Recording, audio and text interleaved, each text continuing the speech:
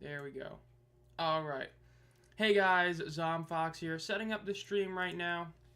So, this is on ESPN. Literally eating lunch. My lunch is some Pringles, so getting ready for this game real quick. Put out the poll.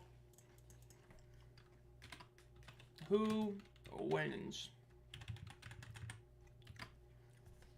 We have the Panthers and the Roughnecks. Backspace, there we go. Roughnecks start poll. So get that poll up and running. Open the two tabs. So hopefully the stream overlay works again like it did yesterday. We'll see. Again, I just got home less than 15 minutes ago. Didn't have lunch, so I ain't waiting until 6 o'clock to have lunch because at that point it's dinner time, obviously. So, you know, I'm gonna have some Pringles. Gonna have to get my headphones in a second. I have to have those charged. They have not charged whatsoever, and I need them charged for this stream, obviously, because the game is on ESPN Plus and ESPN, obviously. So yeah, just get everything set up. I forgot to post that on Twitter. There we go.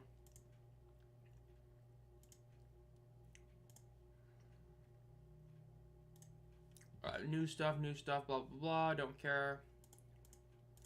Open those two tabs. There we go. So this game, Rocky Lombardi is expected to start at quarterback for the Michigan Panthers.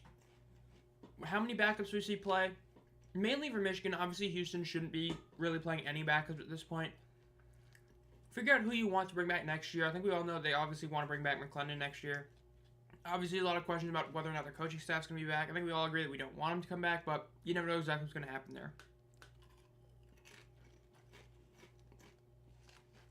Now, for the first few minutes, I'm going to be a bit quieter. I got to have something in my system. Literally, have not had anything to eat all day, despite it being almost 3 o'clock. So, bear with me for a little bit.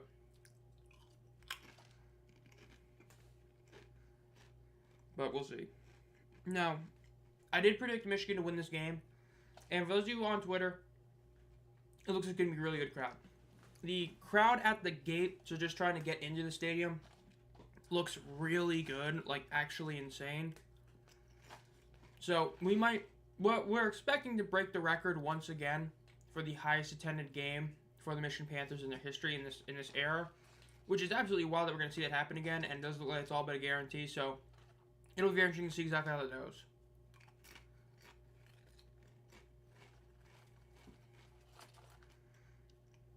Man, dude, I literally can't believe I got home at literally 2:30 and I had to just rush to get everything set up. It was wild. But hey, we're here for the stream.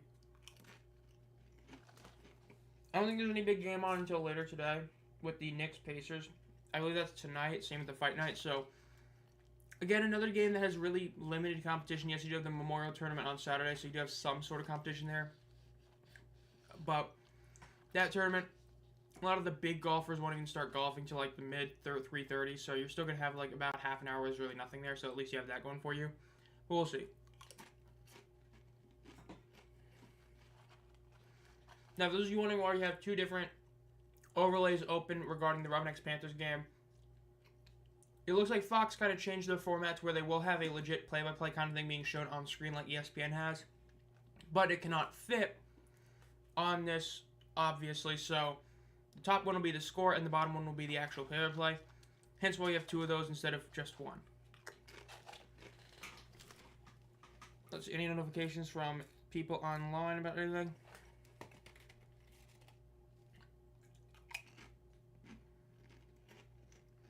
Do not care about Instagram right now.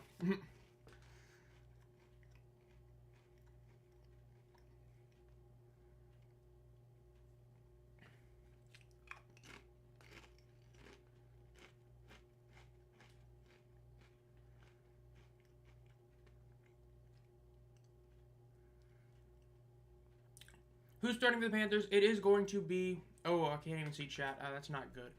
It is going to be Rocky Lombardi starting for the Panthers in this game. So that is... obviously not everybody's super happy about it. I think it's actually cool we get to see Rocky finally get some playing time. But it definitely hurts. Can't believe the season is almost over. It really is wild the season is basically over. I mean, we got 3 games this week, and then we have 3 more games for the entire season. I mean, this season went by really fast. I know last year's did as well, but this year really went by fast. So again, still have the poll up for who he thinks is going to win this game, Panthers or the Roughnecks. Again, Panthers aren't expected to play all their starters today. Looks like they're going to do what I didn't want to see them do, which is not play their starters really at all. Not a fan of that, but, you know, is what it is. And for those of you wondering why I'm eating some Pringles, it is because of the fact that I literally got home about 15 minutes ago, and I haven't had anything to eat all day, and I got to eat something before the stream. There was concern about an ankle injury a couple of weeks ago, but at this point, he definitely can play. It's just a matter of not getting him re-injured is pretty much the whole thing. Like, he will be ready for the playoff game. They just don't want him to get, like, you know, a really bad injury. That's why he's not playing today. Though, as I said, the one issue I have with it is that it means that he's going to be heading into that Birmingham game having not played in multiple games, which does concern me some. So, we'll see how that ends up going.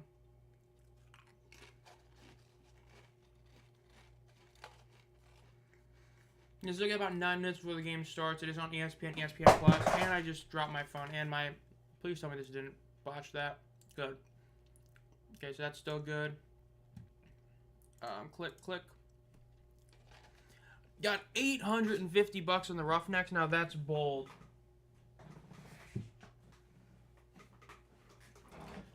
That is bold. I know they're not playing their stars, but that's still a bold take to have, especially with this crowd in Michigan.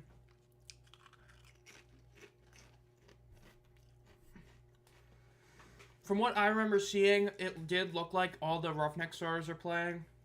There's really no reason they shouldn't play. Though, obviously, the big question is that in the second half, do the starters keep playing? That we don't know about. Like we saw with the Battlehawks, granted the game was over at that point, but they did put in Shaven Cordero. And we've seen in the past that some teams will play their starters and then they'll put their backups in the second half, but yeah.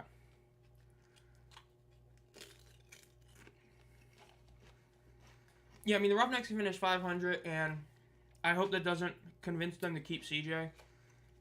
Keeping Curtis Johnson, man, that'll be a really bad decision for the Roughnecks, but I'll wait and see about that one, obviously. You never know, but hopefully he doesn't stick around.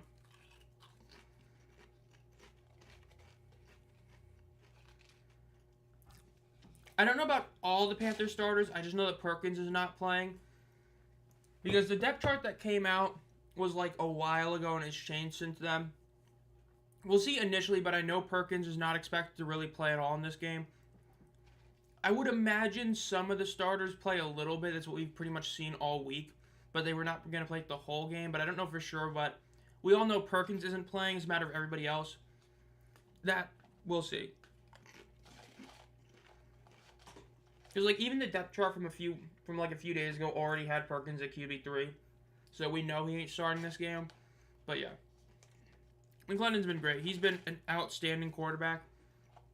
When I do eventually do my top 10 quarterbacks of the season, or top 5, I might do just top 5 this year, he probably is going to get that 3rd or 4th spot. He's just been so good this season. Especially considering the circumstances around him, it's been very impressive.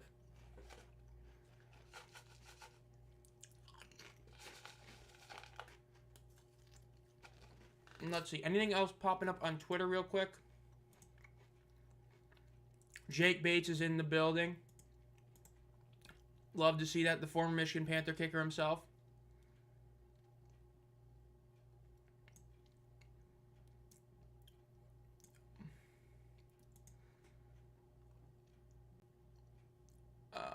Go back over here. There we go.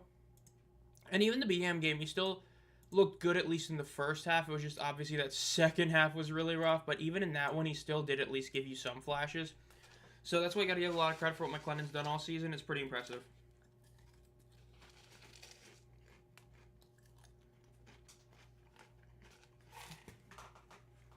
Alright, so I finished my lunch, and yes, my lunch was just some Pringles due to time constraints and all that. So, I'm going to go throw out my little cup. I'm going to get my earbuds so we can get ready for the stream to actually, or the game to start in about 3 minutes. I'll be back in about like 2 minutes.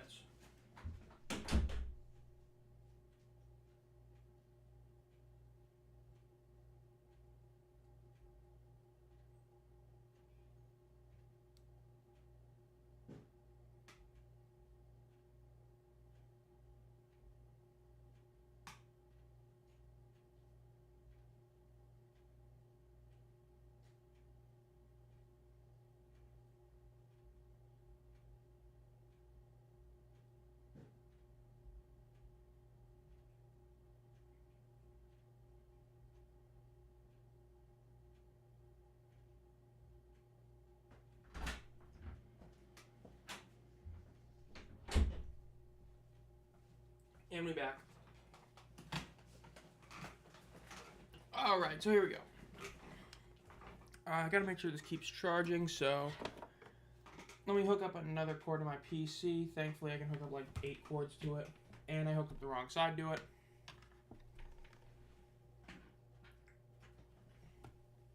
There we go.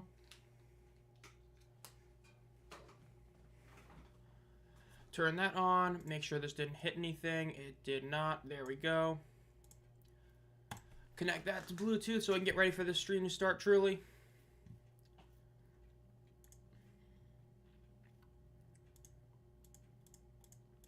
No, I do not want to put on the Wild State versus East Tennessee State game.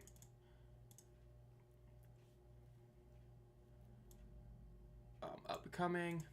There we go. Put that on right there.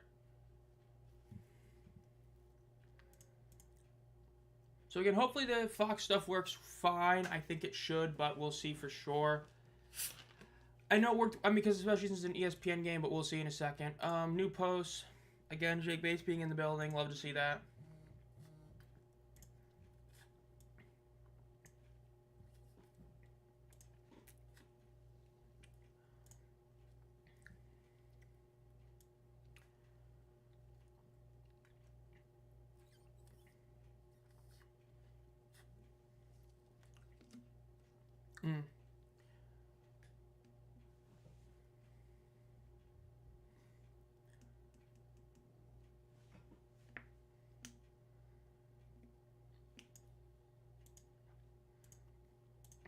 Go back over here. Setting in for some college baseball. Oh no, college baseball. That's rough, bro.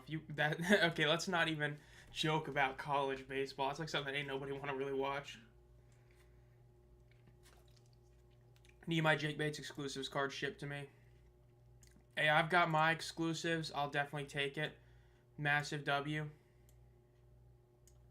Move those down a little bit. I have not heard anything about a UFL set coming out for 2025. I would imagine there probably will be at some point. Probably another E-Pack exclusive release, which would suck. But I would imagine we still get another release at some point. Obviously, they're still doing the Game Dated Moments cards, which I got the gold, silver, and base of Bryce Perkins. I got the silver DJ Miller. I did not get a silver Danny Etling, but I'll take what I got so far. I mean, about 4 packs and I pulled 2 silvers. Or about 5, yeah, 4 or 5, no, 5 packs, pulled 2 silvers. Can't really be upset about that. Especially when the odds are 1 in 10. But, yeah, so the game is going to be starting real soon, obviously. Game officially starts at 3 o'clock. Between the Panthers and the Roughnecks, we still have the poll up for who you think is going to win said game between the two teams. Now, the Panthers are expected to be resting at least Bryce Perkins. They might be resting a few other starters, so we'll see about that. UFL primetime at the end of each week. Why can't we do that? True.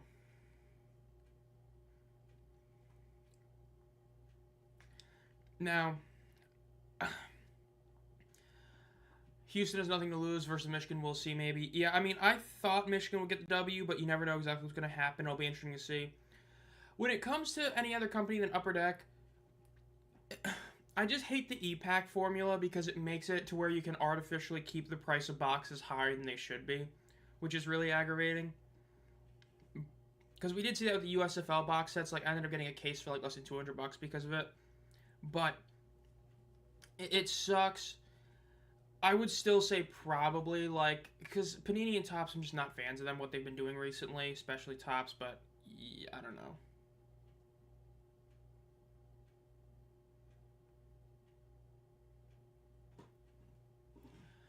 But it's a tough call, but yeah.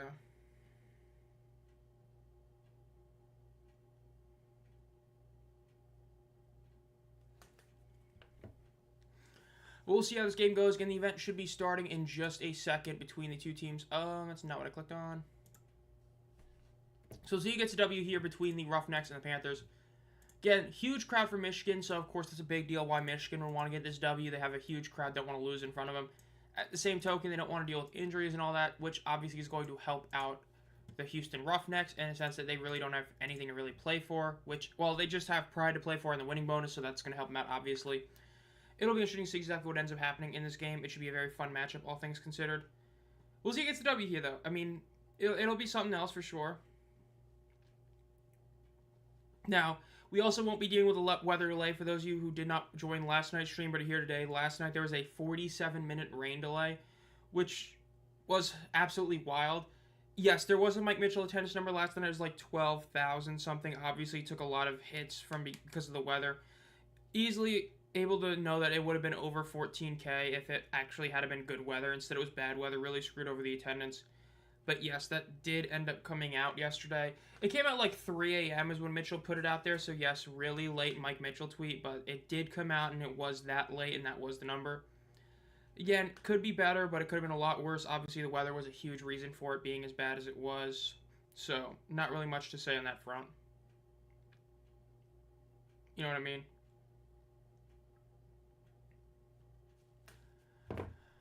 Game is on ESPN News. I can't remember if the UFL has been doing their players of the week. I remember they had some controversy because they didn't pay those players. Yeah, they've been doing them this year. They did not do them last year, but they did do it this year because of a lot of things like that. But yeah.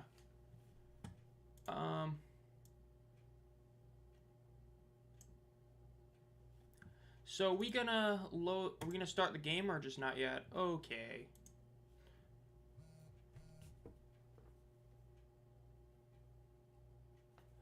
But yeah, game still has not started broadcasting, which is not great. Should have already started, but you know, is what is, I guess. You know what I mean? 2 new posts. Let's see. 2 for another Panthers dub. Blah blah blah. Then we have the games tomorrow on Fox. Obviously, we have a couple of games tomorrow. We have the Renegades versus the Brahmas game that probably nobody cares about unless you're a fan of both teams. And then you have the Stallions game as well tomorrow, which it would be really funny if they were to somehow pull the upset and Memphis gets the W. That'd be great.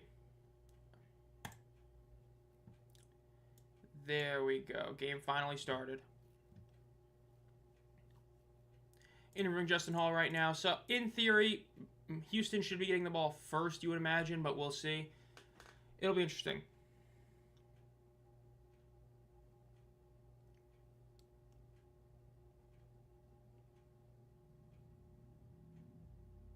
Wow, holy delay. Oh my goodness.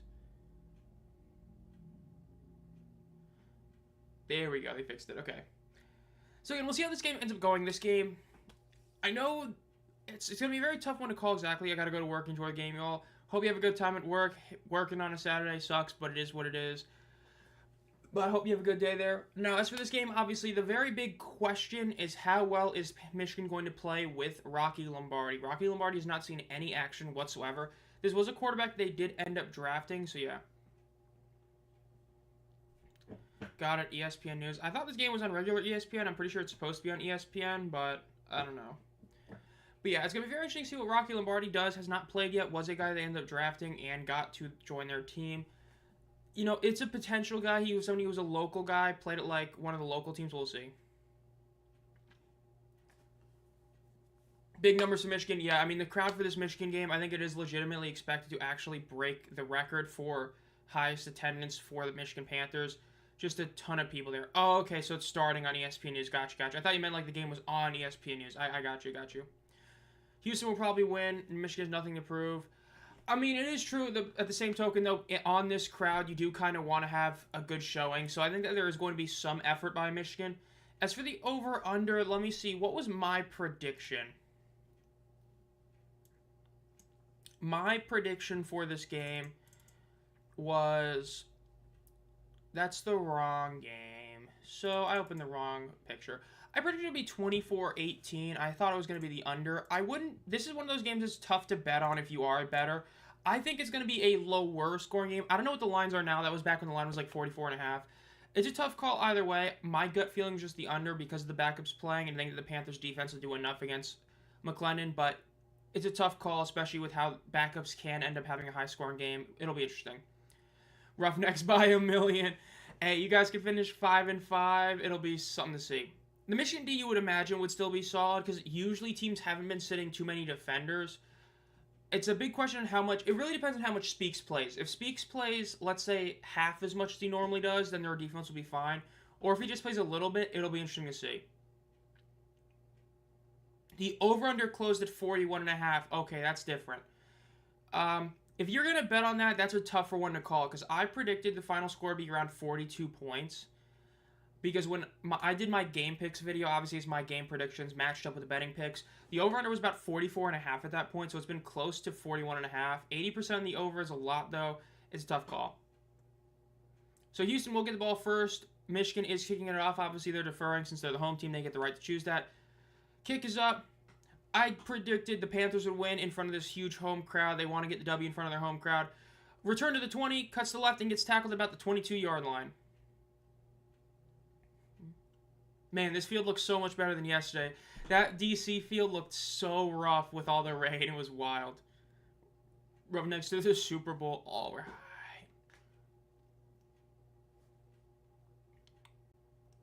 McClendon. This is going to be a game. We'll see how this ends. I really am interested to see how well Rocky Lombardi plays. That's going to be interesting. But, of course, we got to start off with Jalen McClendon, who's been one of the best quarterbacks in the league this year. They are in shotgun, having 3 receivers to the right, 1 to the left, as well as the running back to the left of McClendon in shotgun with him.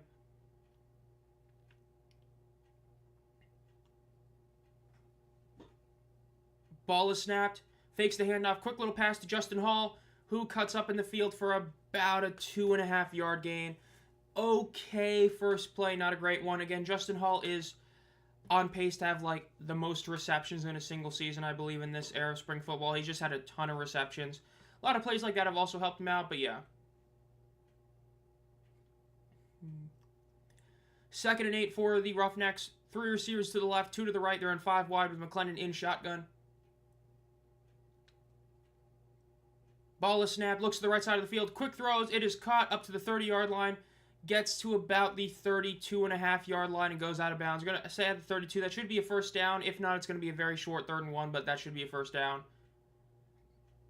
14 minutes left in the first quarter. Did give him the first down. Again, it was a little close, but pretty obvious to me. It looked like a first down, even though it was close. We'll see what they can do here. Riding in shotgun once again, running back directly behind McClendon. 3 receivers to his left, 1 to his right. 15K, if it's possible, that would be a huge number, but if we can get at least like 12K, it would be awesome. Handoff to Lingard, who gets about almost a 10-yard gain. He does get 10 yards on the ground. Really solid play by Lingard right there, getting the first down rush right there. So back-to-back first downs for the Houston Roughnecks. Of course, Jake Bates is in attendance. They also had the 2K bobblehead giveaway where they gave away 2,000 Jake Bates Michigan Panthers bobbleheads. Would like to get one maybe, but that was definitely a sick giveaway to do, and obviously the no fees on Ticketmaster helped as well. In shotgun once again, 1 man directly behind McClendon, 2 receivers to the right and 2 to the left. Motioning Justin Hall from the left to the right side of the ball. Ball is snapped. Handed off again, rush up the middle, but he gets tackled basically at the line of scrimmage. That's going to be about a 1.5 yard, 2-yard gain. It's going to be about a 2-yard gain. Could have been a worse play. Overall, you still at least gained a couple of yards. That's that play right there. Oh, they did fix this. Nice. They fixed this. It's actually sick. I can use this right here because it's on ESPN. Nice. So we'll just move this one to cover this whole thing.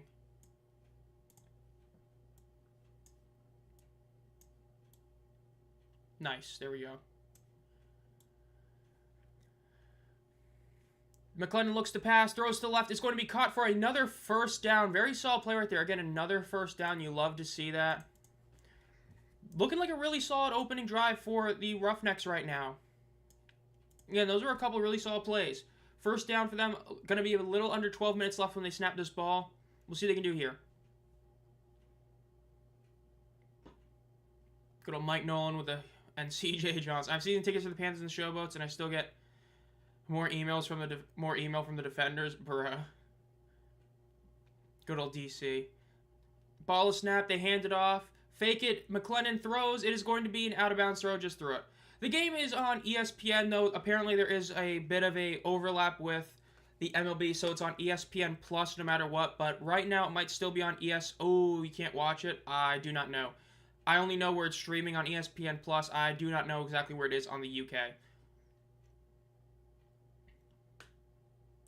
No flag. They're going to be picking up this flag here.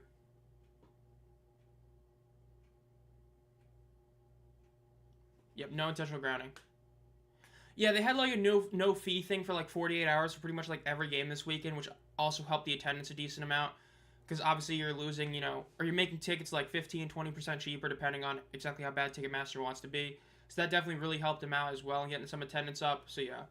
So Michigan actually marketing, having the Jake Bates thing, and that it's going to end up producing their best attendance of all time. Looks like a timeout might be called here. Another flag here. Let's see what this is. Illegal substitution on the Roughnecks. Going to lose some yards here. That's a rough penalty to take right there. Curtis Johnson masterclass right there. 12 guys line up. That's great. So you're going to lose some yards there. Again, this drive's been looking really solid. You do not want to do that right there. And a good drive, lose some yards. That's not a good playing, obviously. Little under 12 minutes left, or about 11 and a half minutes left in the first quarter. It is 2nd and 15. Let's see what Houston can do here. They're at the 50-yard line. They got to get to the 35. McLennan is in shotgun, 3 receivers to his right, 1 to his left. His running back is to his left in the backfield with him. Ball is snapped, looks to the right side of the field, looks to the middle of the field, throws it to the left. It is caught. It is a little screen pass, and he gets about 3 yards. It's going to be about 3rd and 12 for the Roughnecks. And they're stuck in this kind of no man's land area. If they get basically right up to the first down marker, it'll be a very long field goal, or they can go for it. If they only gain a few yards, they're going to have to think about punting it. That would be a really bad area to punt it. It will be very interesting to see what play call they do here on 3rd and 12. Under 11 minutes. Eating up some clock, we'll see. Reach goal for Michigan attendance is better than DC. It probably will be, mainly because of the fact that DC did have the issue with the weather, definitely hurting their attendance, so I wouldn't be too shocked if that ends up happening. 3 receivers to the right, 1 to the left. Motioning Lingard to the right of McLennan. Ball is snapped. Rolling to his right. Throwing over the middle. It is going to be caught. Great catch, but he's going to be a first down. Great catch right there. Going to be about 3 yards past the first down marker. Great play for the Roughnecks. Great throw by McLennan, and great catch. Again, looking like a really solid opening drive for the Roughnecks right here. Again, we did see, obviously, yesterday, we saw the Battlehawks finally score an opening drive touchdown. And it looks like we might have another game where an opening drive touchdown happens. Again, great play. Justin Hall making a great play over there. And then just love to see it. This game is on ESPN and ESPN Plus, though. If the baseball game is still on, that means it's on ESPN News. And then we'll go back to ESPN once that game is over. Because I know that game was running late, as some people pointed out. Ball is snapped. Fake the handoff. Look to the middle of the field. Throws it a bit to the left. It is caught. Another great throw by McLennan. It's up to the 15-yard line. It's going to be tackled just shy, so it'll be about the 16-yard line. So they are in the red zone. Again, looking like a great opening drive for the Roughnecks. Already have taken 5 minutes off the clock. There's a good chance they score this touchdown, having used 6, maybe even 8 minutes of game time, which would be absolutely wild. Again, just great play right there by the Roughnecks. Beautiful throw by McLennan. There's a very good chance you could win Offensive Player of the Week. A lot of backups are playing this week. Where if you're a starter and you play well, you could get it, so he could get it. 3 receivers to the right, 1 to the left. Running back behind McLennan in the backfield. Ball is snapped. Fake the handoff. Quick throw. It is going to be caught, and it is going to be down at about the 1-yard line. Great play by the Roughnecks right there. We're able to make a couple defenders bite, think it was a run. Instead, it was a pass over the middle. Great play right there by the Roughnecks. They're going to be at the 1-yard line, 1st and goal. I agree. Curtis Johnson coming back next season would be really bad for the Roughnecks. That team does not need him back. They need a new coaching staff in general. That's what we need to see. I agree. Massive W to Fox. I assume you're talking about that graphic. I got to give a lot of credit to Fox. They finally changed it to make it better. Massive W for Fox right there. 1st and goal at the 1-yard line. McLennan is in shotgun with 1 man behind him. Ball is snapped. They hand it off, and it is going to be stopped just shy of the touchdown. They're going to gain about half a yard, so there's going to be 2nd and goal from about the half-yard line. Yeah, McLennan's been looking really solid today. Again, there's a very real argument that he's been the 3rd best quarterback in the entire year, pretty much it's between him, Jamar, and Perez. There's a good argument McClendon's been that third best quarterback, which is wild. Man, we all hate the Apex. I wish they would get rid of the Apex and do fight cards in actual places for Fight Night. I think that main event's going to be really good. The rest of the card, I'm not looking too forward to it. Second and goal for the Roughnecks. Ball is snapped. They hand it off. They get some pressure on him, but he might have gotten in. It looks like he got in for the touchdown. Yep, touchdown, 6-0 Houston over Michigan. It looked like they almost stopped him about a yard shy, but he was able to get in there. Lorenzo Lingard with the first touchdown of the day. Very, very good opening drive. Almost in just 1 second shy of a 7-minute drive right there. Love to see that. That's a great opening drive for Houston. Absolutely great. Speaks is playing today. Again, Javin White and Matt Colburn are two other big question marks about when they're going to be back, how much they're going to play here. Touchdown, a massive W, Mole. I know you're happy about them getting that touchdown there. They're going for one here. They're in shotgun. They're lined up pretty much everybody right next to the actual O-line. Motioning Justin Hall to the right side of the field, having 3 receivers to the right. Ball is snapped. McClendon rolls to his right. He's getting pressured. He's just going to throw it. Oh, beautiful throw by McClendon, and it's caught by Justin Hall. That might be the best throw McClendon made all day. That was a very short throw, but that was an absolutely beautiful throw. Caught right to the very side of the end zone to where only Hall could catch it. 1-point conversion is good. 7-0 Houston over Michigan. Absolutely beautiful. Look at that throw. Made that great throw. Beautiful. Love to see that. Headphone died. Let's go. That's why I brought the charger. Massive W.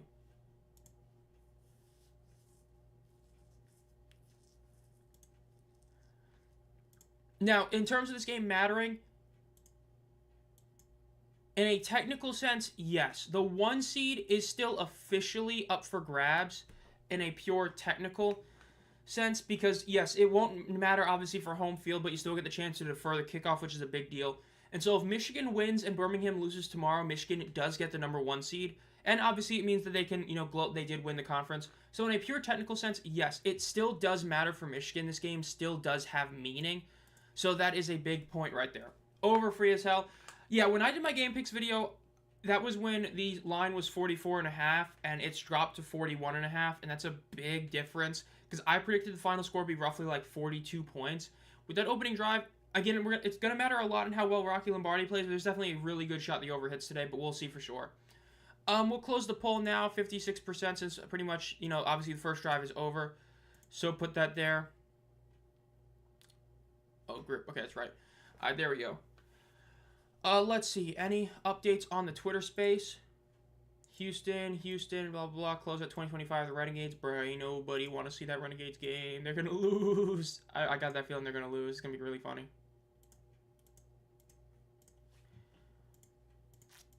Man, I really hope the attendance number ends up being really good for this game. The attendance record for this team is obviously what they set in week 6 of 11-6. This game hits even 12. It's obviously a massive number, but it could be anything higher. It would be awesome. Minute left in the commercial break. I forgot that ESPN Plus actually shows the commercial break length now. But again, that was a really great job for the Houston Roughnecks. Jalen McClendon has been an outstanding quarterback. This is what I've been saying for pretty much like 2 years now. He's somebody that needed to get a real shot. That was a big mistake by DC not keeping him. I think that he would have been potentially even better than what Tamu's done this year. McClendon is just a very accurate passer. The only issue with McClendon is he's got like too powerful of an arm to where a lot of, sub 10-yard completions will actually be a bit sketchy because he'll throw it too hard. When it comes to deeper throws, like he's been today, he's been very accurate. Now, yes, he's not been fully consistent. Obviously, the second half in the Birmingham game was rough. But aside from that, he's been a great quarterback this year. Very good argument that he's been the third best quarterback of the entire season, which, hey, a lot of credit to him, especially on this team. I mean, we thought Nolan Henderson was a massive upgrade over Anthony Brown, and then he came in, man, it was great. Showing the Jake Bates field goals last season, all the 60-yarders he was hitting, including that 64-yarder against the Battlehawks. Classic. They should show both of them. He made it twice. Beautiful kicks right there. And he is in attendance today. Obviously, they have the Michigan Panthers bobblehead of Jake Bates. Interviewing him right now. Love to see it.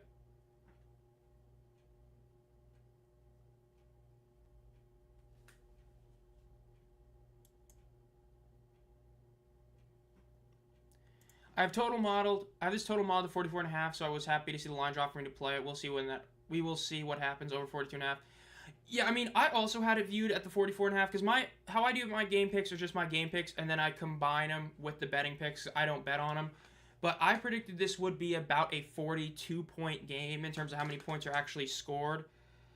And so when the line dropped to like 41.5, it's like, yeah, that is pretty shocking. A lot of that is definitely because of the fact that Michigan is playing a backup quarterback. But you still got to realize that if Houston still plays solid, they get 3 touchdowns. I mean, that's basically half it right there. And then if Michigan's even somewhat, it's good. Next in effect. Houston cooking. It was a great opening drive right there. Again, showing that crowd behind Bates. You love seeing some huge people there. I mean, like a huge amount of people. It's great. Return to the 20, to the 25, to the 30, the 35, and he gets almost to the 40s, down to about the 39-yard line. Solid return for the Panthers right there. Again, the special teams unit for Michigan has been very hit or miss this season. For the first, 4 weeks, it was by far the worst unit in the league. It's had a couple of solid games, aside from BT Potter, a kicker. Obviously, of the 4 teams in the playoffs, the single biggest weakness is the DC ground game, but after that, it's got to be the kicking game of Michigan. Again, showing those bobbleheads for Jake Bates. Love to see that. Really cool thing they did. I wish it would be available in the UFL shop. I caught one of those, but it is what it is. Rocky is in shotgun. 3 receivers to his left, 1 to his right. Ball is snapped. Looks to the left side of the field. Quick throws. It is going to be caught for about a 7-yard gain. Very solid play for Rocky on his first pass of the entire season. Absolutely great. Michigan Panthers might have to open both end zone seats. Man, it really does suck they don't have the playoff game, because if they had a playoff game here, man, there's a really good shot it would be a great number. I think that, Michigan Panthers fans are definitely going to say, how did we have better attendance for a Week 10 game than the Stallions in the playoffs, because it's probably going to happen. Is it a massive crowd? It looks like it's going to be their biggest number by a wide margin. Rocky is in shotgun, motioning one of his receivers from the far right to the close right, and it's a handoff.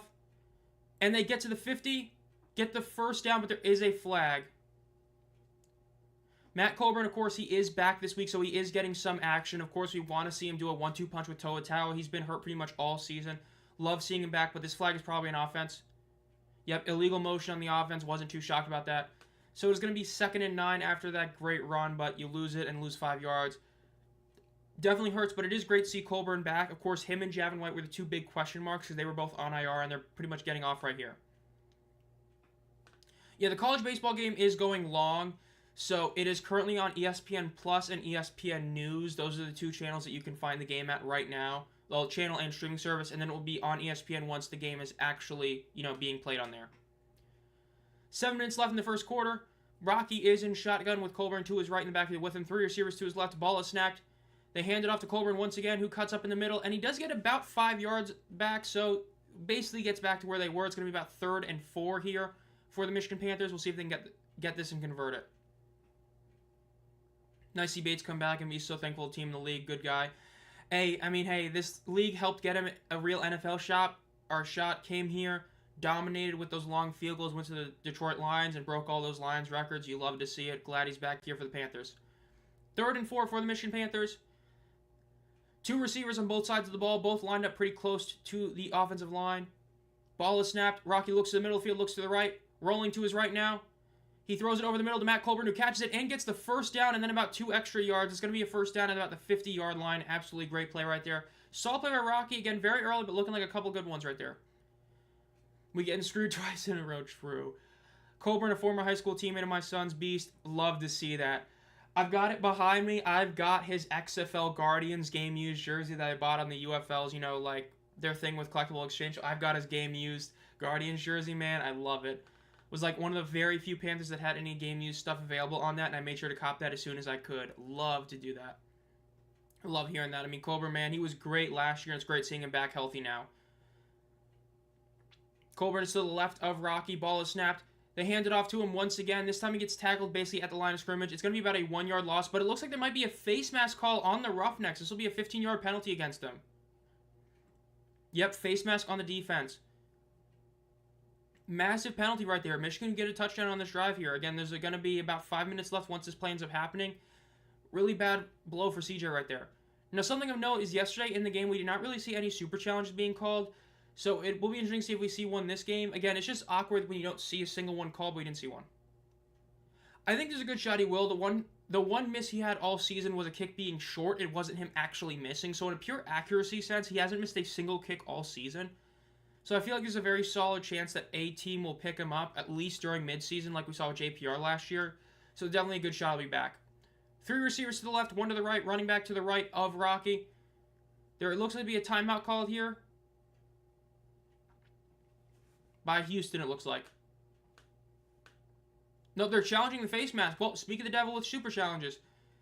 CJ is saying that there was no face mask call.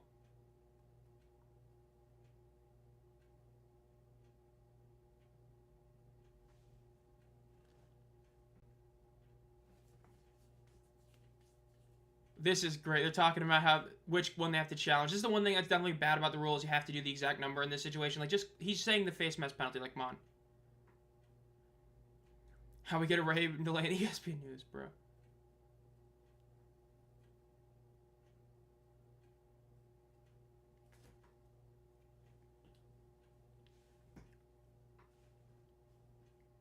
So because of some issues with the refs themselves, they're actually going to not use the super challenge, and they're not going to take it from him. Really awkward stuff how that whole situation went right there, but it is still 1st and 10 for Michigan.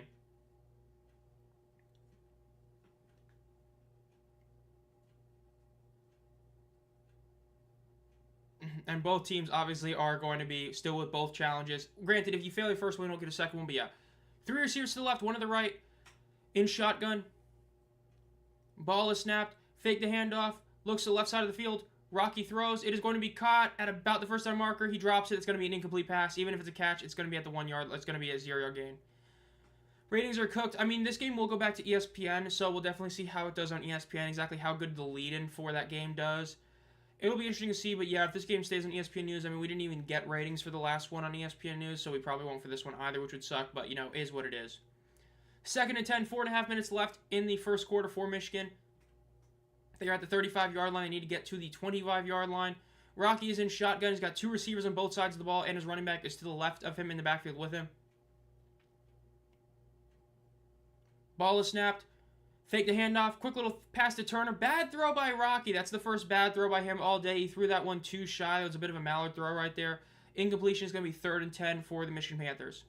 And, of course, the biggest issue is the Michigan does have the weakest kicker in the entire league in BT Potter, meaning that kicking a field goal here is a legit question mark because there's a good shot he will miss it here. Whereas if you were like, let's say, the Battlehawks or the Showboats, you're definitely kicking a field goal here. If you're Michigan, you might want to just call a run play here to be able to kick a field goal.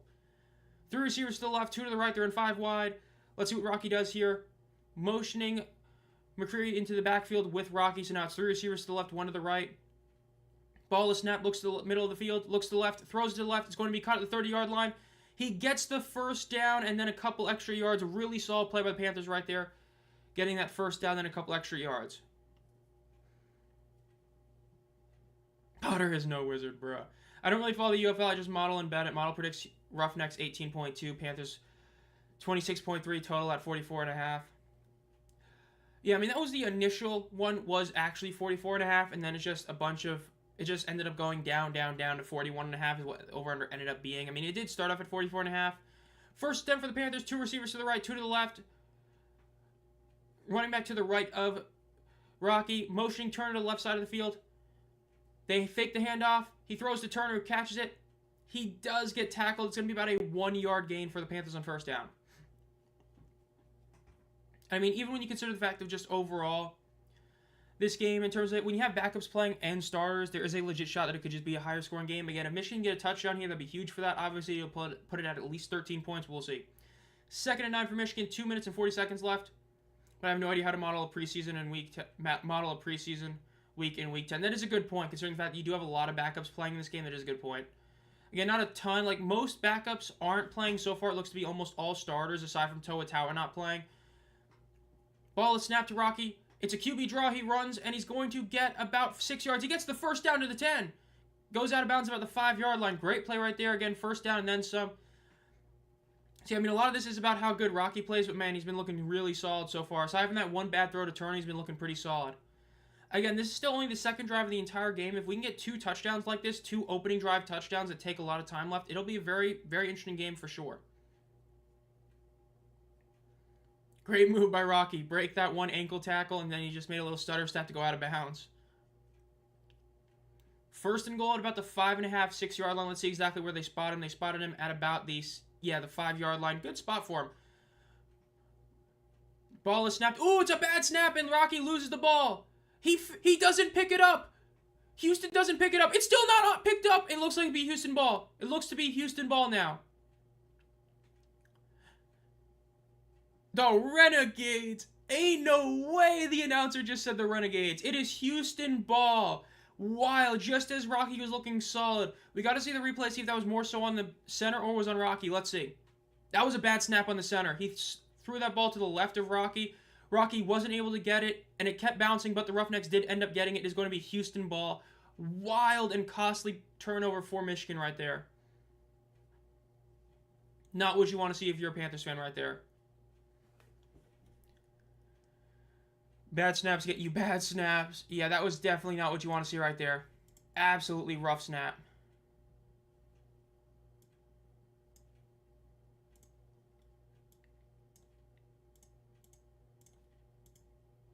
Next up. Let's go. Bro, why am I not shocked? We got some Roughnecks fans here loving this. It's absolutely great.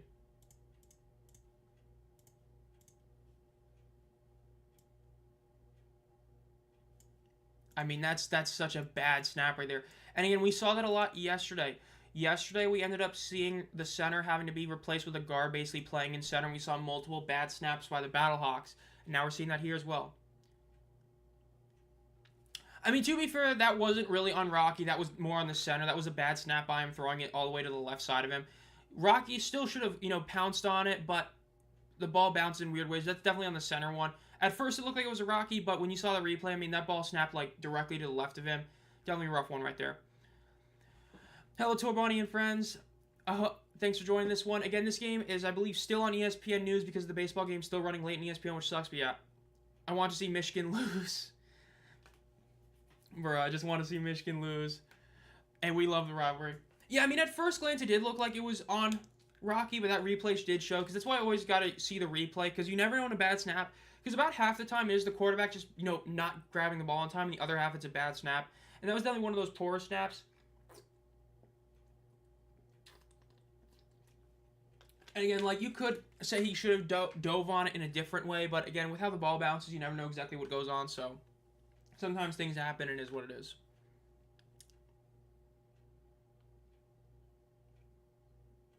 I should start using that football more. But yeah. So again, it is Houston ball for those of you just joining right here. It is back up. What poll? Because I did have the winner or loser poll, but that was granted a while back. But I usually close that one after the first drive because I don't want it to be updated and all that. But I had that one up a lot earlier. Keanu Reeves ad again. Who sucks more, Renegades or C.J. Johnson? At this point, probably the Renegades. That's what I would say. But, that game tomorrow, we'll see how it ends up going. It'll be interesting, for sure. Showing some plane, bro. Absolutely wild. I mean, that's still a wild play for the Roughnecks. Roughnecks getting the ball back again. That looked to be an awesome drive for Michigan. It looked like they were going to get a touchdown, so the bad snap happens. They lose the ball to a fumble, and then Houston ends up getting it. So, I mean, that's huge. I mean, we saw yesterday with the defenders, they lost the game because they made too many mistakes, fumbling once and losing the fumble. The two bad field goals where they missed one, they had one blocked, and it ended up costing them the game, despite overall playing arguably better, but yeah. I picked the Michigan Panthers to win this game. The attendance is not announced yet. It won't be announced until probably the third or fourth quarter, but it is heavily expected to break their record of 11-6. We don't know exactly what it will do, but they had to open up more rows to actually get people in the stadium. So we might hit a 12-13 game, which would be absolutely wild. Oh, and McClendon falls down. They're going to lose about 6 yards on the play. He just slipped and fell down. Okay, heading into this game, I had Michigan winning this. Again, if Houston get a touchdown here, it'll be a bit tougher to call because we're already out of the first quarter in theory, but we'll see.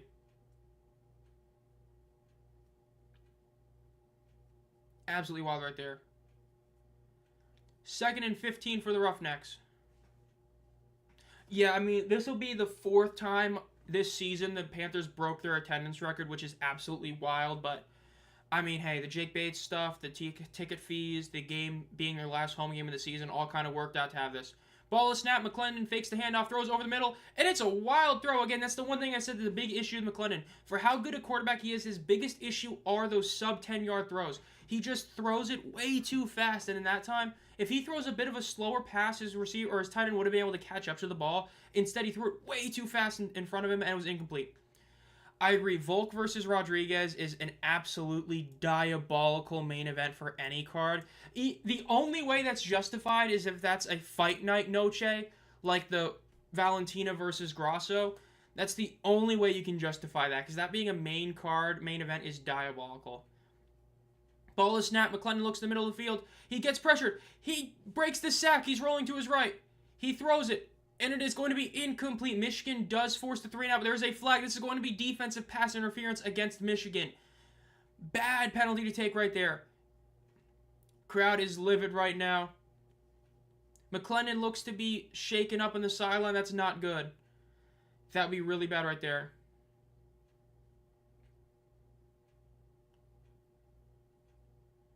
Yep.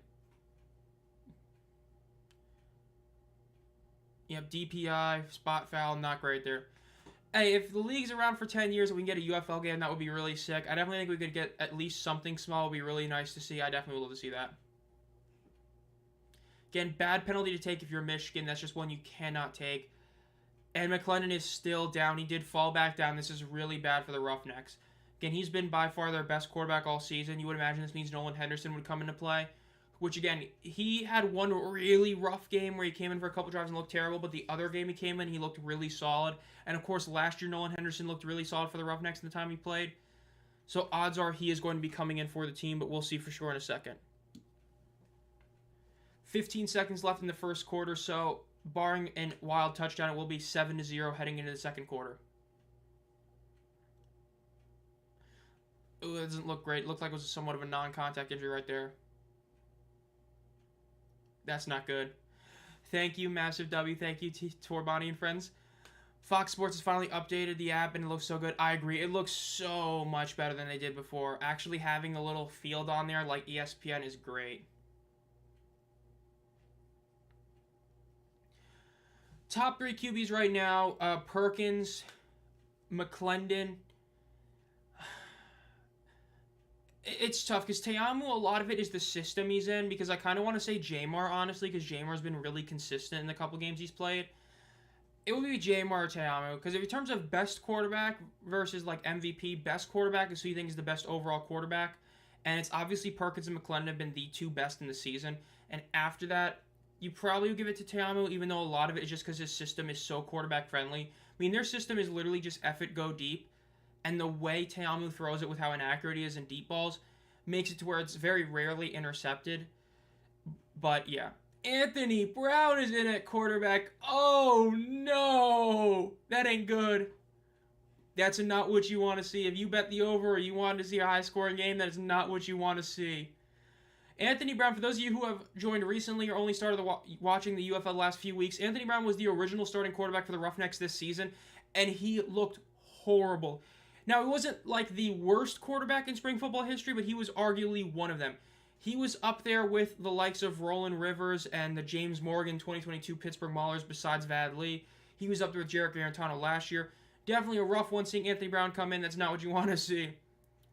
I agree. It'd be awesome to see his league continue lasting. Again, we have all the questions about what's going to end up happening in the championship game, and there's reports saying that there might be an expansion announcement there. Would love to see that, but it'll be interesting for sure. You do love seeing Gary Cardinal saying that the TV ratings are better than what pretty much us fans say they are. Us fans did nothing but complain about him, and the Cardinals saying, well, hey, look, we're actually having better ratings than, let's say, the NHL and the MLS, which is great, which if that's the case, then, man, you love to see that. Brown is poop water, bruh. Yeah, Anthony Brown has not been great this season. That's the nicest way to put it. Let me go to the stats. Stats all season, passing stats. Anthony Brown. Yeah, Anthony Brown had a 42 completion percentage, it looks like. Yeah, 48 completion percentage, so really bad. No way that was real. 3.7 yards per attempt. My God, that is unbelievably bad. 1 touchdown to 3 interceptions. And I believe he also had like a couple of fumbles. He was just not great. Man, he won Bud Anthony. Where is Nolan Henderson? Sup, teaser? Nice to see you here and here. Over, still alive, no problem. They should just run Wildcat. Honestly, that would be a good idea. With Justin Hall, why not? I think Perkins is a good shot to go to the NFL. Now, the biggest question is, of course, the injury issues, because of the fact that, you know, back-to-back years he's had some form of injury concern. That is a big question mark for him. But when you talk about an overall good player, he has been the best-looking quarterback and looks to be an NFL type of quarterback. Teamu, Perez, we kind of know what they are. They're going to probably get signed to be a practice squad, preseason guy, and then they'll be cut and all that. But Perkins is a really good shot, but yeah. Well, in case you just joined, because again, I don't know if the game is still on ESPN News because of the baseball game delay, but Jalen McClellan just went down to an injury, and yeah, apparently Anthony Brown was the second stringer above Nolan Henderson. So, rough, but is what it is. Not a fan, but hey, is what is. Still in commercial break, obviously from the injury. Should be back soon, but we'll see. Anthony Brown going to have a career day. We'll see. I mean, hopefully, but it'll be interesting.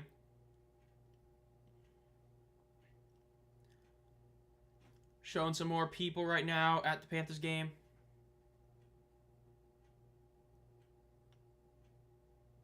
Love to see it. I mean, you got all the stars showing out for this game. Got Jake Bates, Hitman, absolutely wild. Bottom 7th. Wow, that game's going to keep going. That's rough for this game. That really hurts this one. That sucks, but yeah.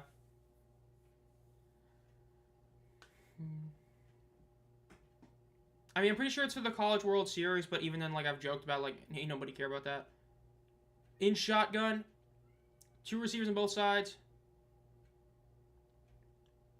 3 receivers to the left now after the motion haul to the left. Ball is snapped. They hand it off up the middle. It is going to be about a 4-yard gain for the Houston Roughnecks.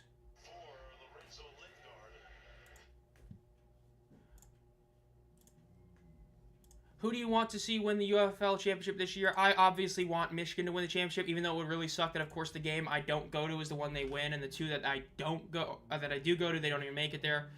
I would hope Michigan does, and after that, I'd hope St. Louis does. I don't want Birmingham to win again, and I don't think DC's going to win.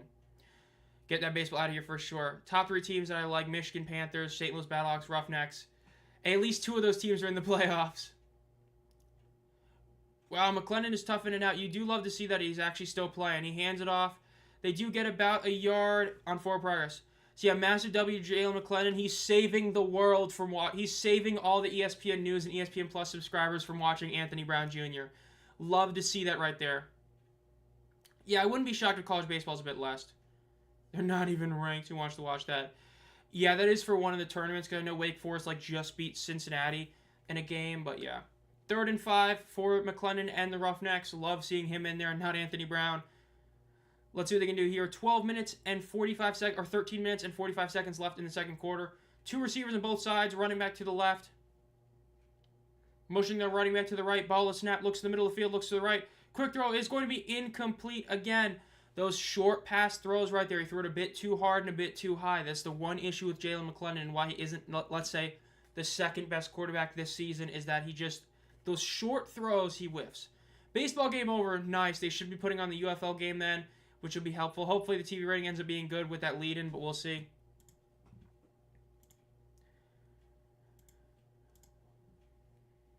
Anthony Brown, Rocky Lombardi, bruh. Anthony Miller saying brace yourself is absolutely wild.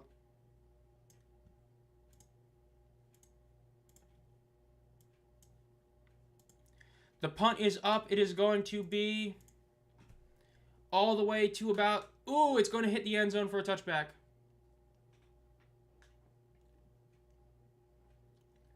Yeah, we got 2 games tomorrow. We got the Renegades Brahmas. Oh, no. That was a borderline tank bowl game right there.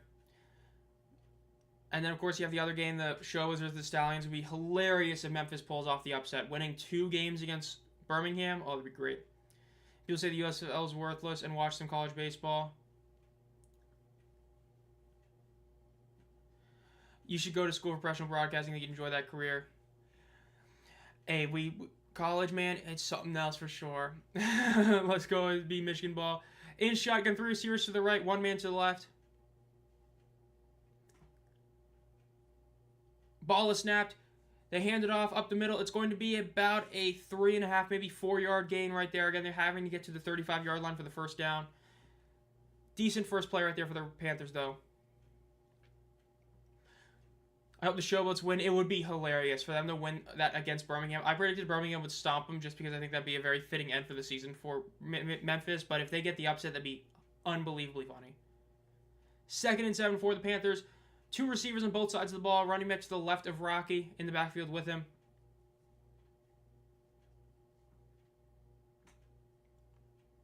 Motioning the running back to the right. Ball is snapped. Looks to the right side of the field. Throws it. Is going to be caught by McCreary, who gets to the 30-yard line. And he gets the first down. He's going to be down at about the 36-yard line. Really solid play for the Panthers getting that first down there. I knew college baseball's been going on for a little bit, but I just don't watch it. Even though Cincinnati was even in the playoffs, I just did not care. But yeah. Solid play right there. Good little pass to McCreary, who was able to make a nice cut to the inside, get that first down. Really solid for them. Again, the Panthers' first drive looked really promising until the bad snap by the center, which obviously forced them to fumble the ball, and then they were able to get 3 and out, which is great. What's up, BTYM? Hope you're enjoying this game, or at least the stream in case you can't get the game because a lot of issues going on with it, with the baseball game going on. Ball is snapped, they hand it off, and it's going to be almost a first down. If they give him a good spot, it'll be a first down. I think they're going to give it to him. He's either going to be just half a yard shy or it's going to be a first down. Really solid play by Nate McCreary right there. Again, the Panthers' ground game is one of the very few ground games this season that has been very consistently good. Pretty much just them and St. Louis. Birmingham's been a bit hit or miss, but pretty much the 3 best running teams are in the playoffs, plus DC. Yeah. Yeah, it is great seeing both McCreary and Colburn play. This might be a battle of who gets that running back 2 spot for the playoff game, unless they both play with To'Atawa, unless he's hurt, but we'll see. 1st and 10 for the Panthers. Ball is snapped. Looks to the middle of the field. He's rolling up in the pocket. He might run it here. He's going to throw it deep. It is going to be incomplete. He almost made that catch. That would have been a beautiful one. No flag, incomplete, 2nd and 10. That was almost a beautiful pass and catch. It's very close for both of them. Again, that's one of those where it just didn't work out. We can't really blame either guy for that one, but yeah. Who are you going in this game? I want the Panthers to win this game, especially in front of this huge home crowd. Though I know a lot of people in chat want the Roughnecks to win this one. The Roughnecks, it is great seeing McClendon tough it out from an injury. Again, if the Roughnecks win, as I've always said this season, it's just great seeing Jalen McClendon win. I love that he's gotten this opportunity this season that he didn't get last year. Again, getting screwed over by DC last year, but he's getting this shot this year, which you love to see. Rocky's in shotgun, 2 receivers on both sides of the ball. Motioning turn to the left side of the field. Throws it, the little dump off to Colburn. Gets to the 50-yard line, and then gets about another yard. It's going about 3rd and 5 for the Michigan Panthers here. Again, this is Colburn's first game back since very early in the season when he went on IR, and then when he got off of IR, he was still in the inactive roster for a couple of weeks. So it's great seeing him back, getting some snaps before the playoffs, right? Of course, Javin White also just recently got off IR, so he could be back for the playoffs as well. The only player that won't be back is Gidna. He is out for the entire season because that IR works with a 5-game, MAC or limit, and the fact that obviously that's the 5th game, so he's going to be out. 5 wide, 3 receivers to the left, 2 to the right for Rocky. Ball is snapped, looks to the middle field. It's a QB draw. He's going to get it. He gets the first down, gets to the 40, the 35. There's a flag, the 30, the 20, 10. It's going to be a touchdown, but there is a flag. This flag, we got to see what this flag is. This could be offensive holding. This might be coming back. If not, it is going to be a touchdown for the Panthers. Let's see. Yossi Mariner is on the ground right now. He's just covered by some guys, but he's fine. It's going to be holding on the offense. That's rough. No touchdown. That was a great play, but looks like going to be holding.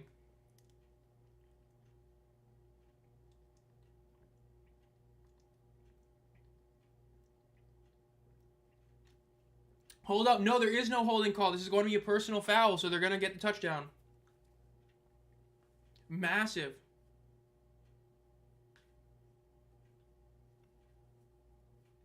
They're still talking about this?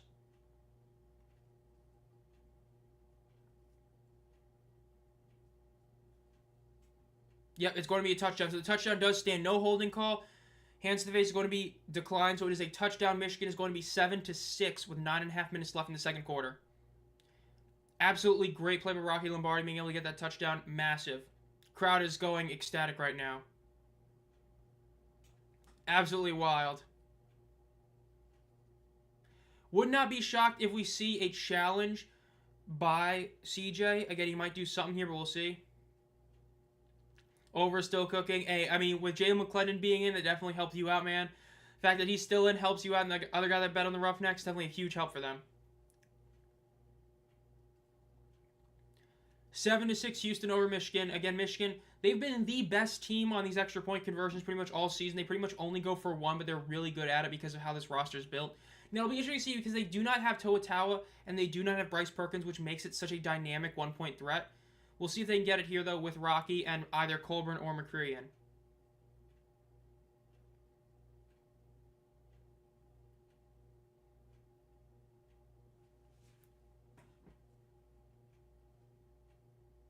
Curtis Johnson looks to be thinking about challenging for a punch here or something.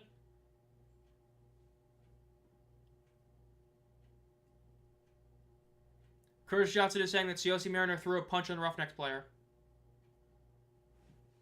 So if he gets this, this will get rid of the touchdown, so we'll see.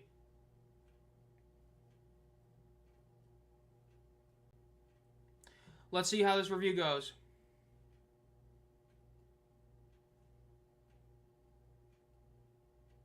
So far, no punch thrown. You could probably call it on both players, honestly. Yeah, let's see.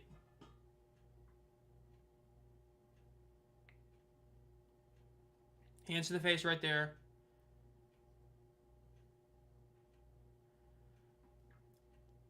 This might work. Let's see.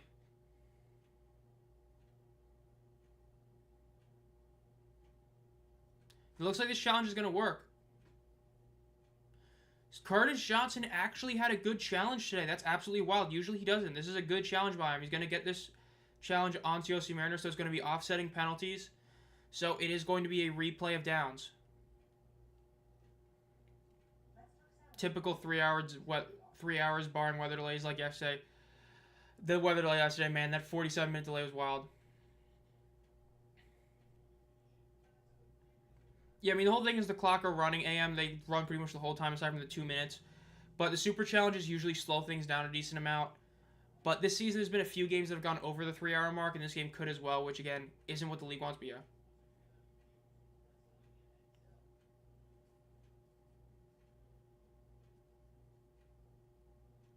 Man, the ESPN game on, at least on ESPN Plus, this broadcast is really rough. On Houston for instigation. Third down for the Panthers. So no touchdown. It is still 7-0 after the overturned touchdown because of the penalty. Again, big challenge by Curtis Johnson. For those of you who don't know how the super challenge works, both teams get one super challenge. If they correctly use it, they get a second one, which is the max they can have. If they fail any super challenge, they cannot super challenge the rest of the game and lose a timeout. So let's see if they can get the first down here for Michigan. Again, they were able to get a touchdown last time, but this time, honestly, they might even call another quarterback run here, just trying to do the same thing. And we did see that yesterday in the DC St. Louis game where he did see, just spamming quarterback draws with the defenders and end up working a decent margin. 3rd and 5, 3 receivers to the left, 1 to the right. Matt Colburn to the right as well. Ball is snapped. Throws it, and it is going to be batted at the line of scrimmage. Incomplete. Great play by the Roughnecks defense right there, forcing that punt. It is going to be a solid play by the Roughnecks defense. No touchdown for Michigan. They're going to be forced to punt here. No, the touchdown was good, but then it got obviously changed or something, so yeah.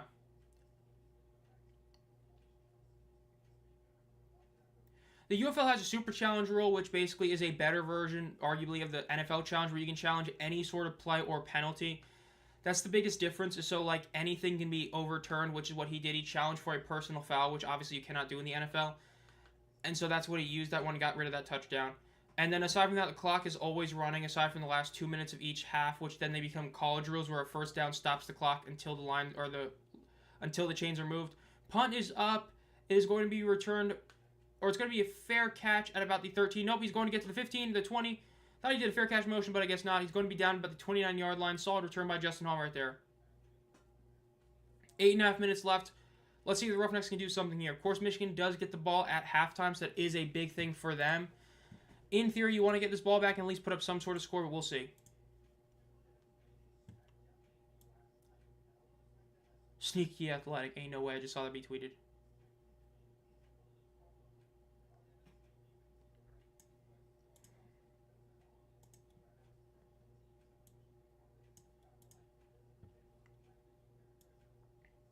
Definitely hate that we didn't get that. These bobbleheads are so hard to get. It'd be great to have them.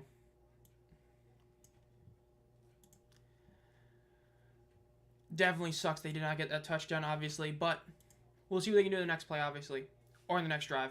Again, you don't want Houston to score again. If Houston scores again, obviously when you're down 2 scores, it's definitely a rough thing to come back from. We'll see what ends up happening.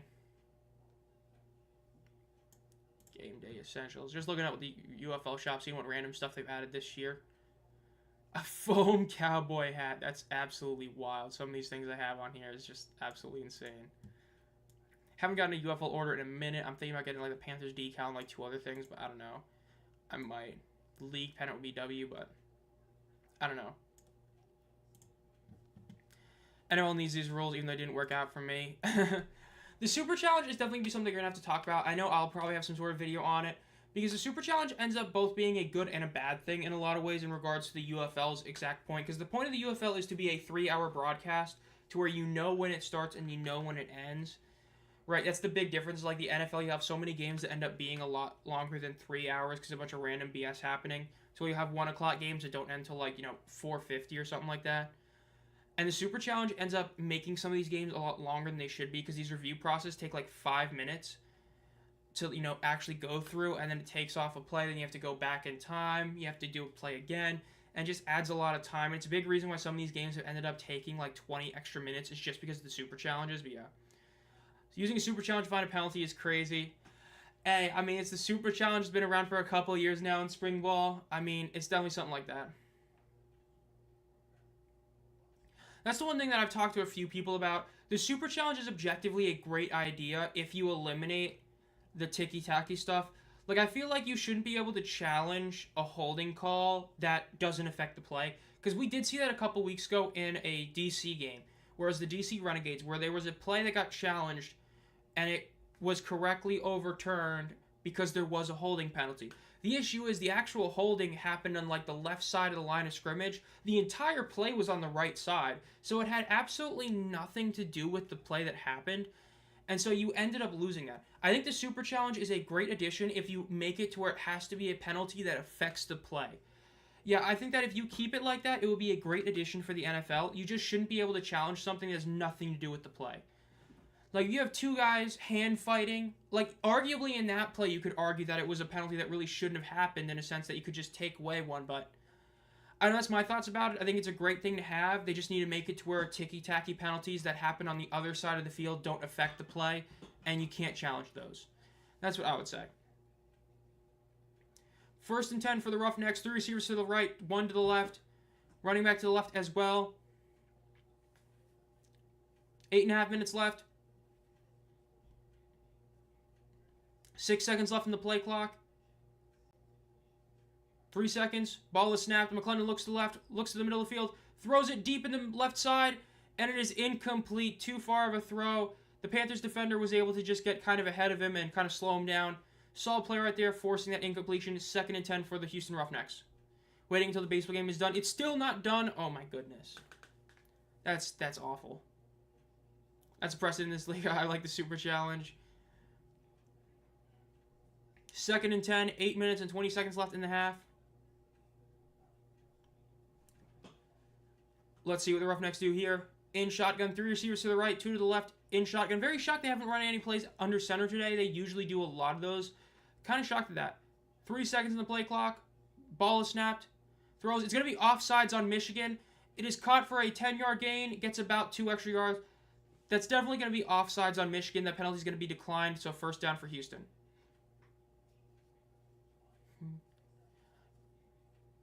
Yeah, that was a pretty obvious one right there. Pretty clear to see him jump offsides right there. Good one to decline.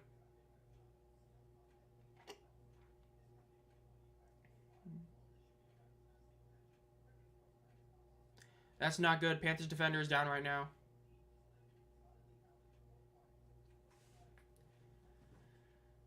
Definitely rough.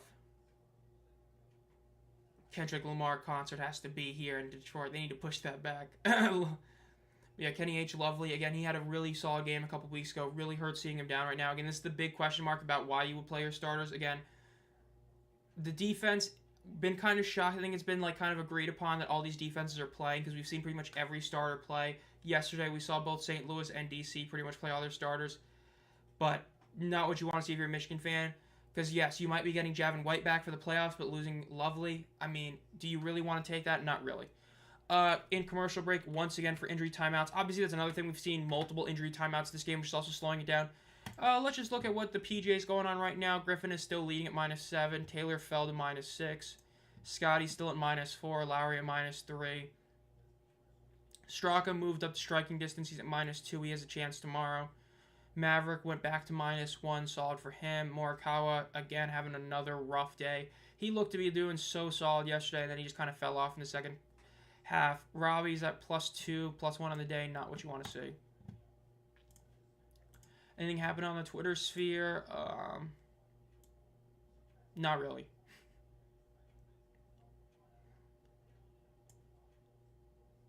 Yeah, game's still not on ESPN because that is absolutely awful. Hate to see it. But I mean, hey, at least we got a lot of people in this game, which you do want to see. The UCL final is today? Hold up, really? No, it's later day, right? Oh, wow, it is on right now. I did not realize that was on the day. PSG made it to the final. Of course, it's without Mbappe. That's actually hilarious. I'm so happy for that. Like, dude, I've hated the Mbappe move, really. I really wish we didn't sign him. It just did not work. Too many cooks in the kitchen really screwed us up.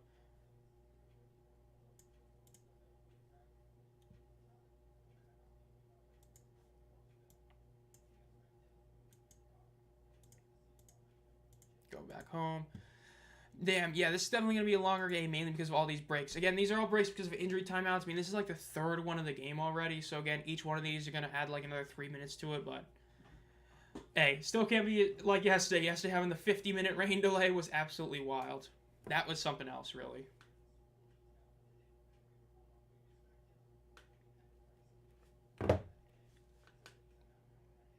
Let me see the stats real quick while we're still in this. So far, McLennan is 8 of 12 for 82 yards. Solid, not incredible, but solid. Rocky is 6 of 10 for 37 yards. Not really shocked. That's not great, but not too shocked. Ooh, this might not be updated, actually. No, it was. Okay, wow. Not as many stats on the ground as I thought there was. Again, so far it's only been like 5 rushes by Michigan and 6 by Houston. I thought it was more than that, honestly.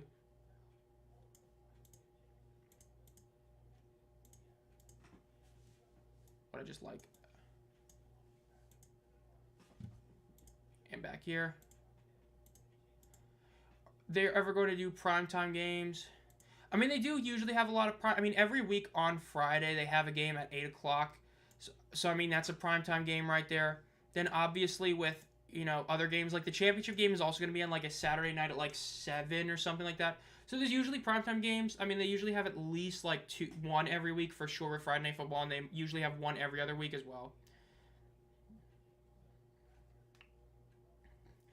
I had to calm a DC fan down yesterday because, I mean, true, they were still in the playoffs. Like, yes, it sucks that they lost, and it was a really rough loss. They did not look good whatsoever in that game. But, I mean, hey, it's a meaningless Week 10 game. Yes, it was technically still for the 1 seed. But, yeah. What? What do you mean, no audio?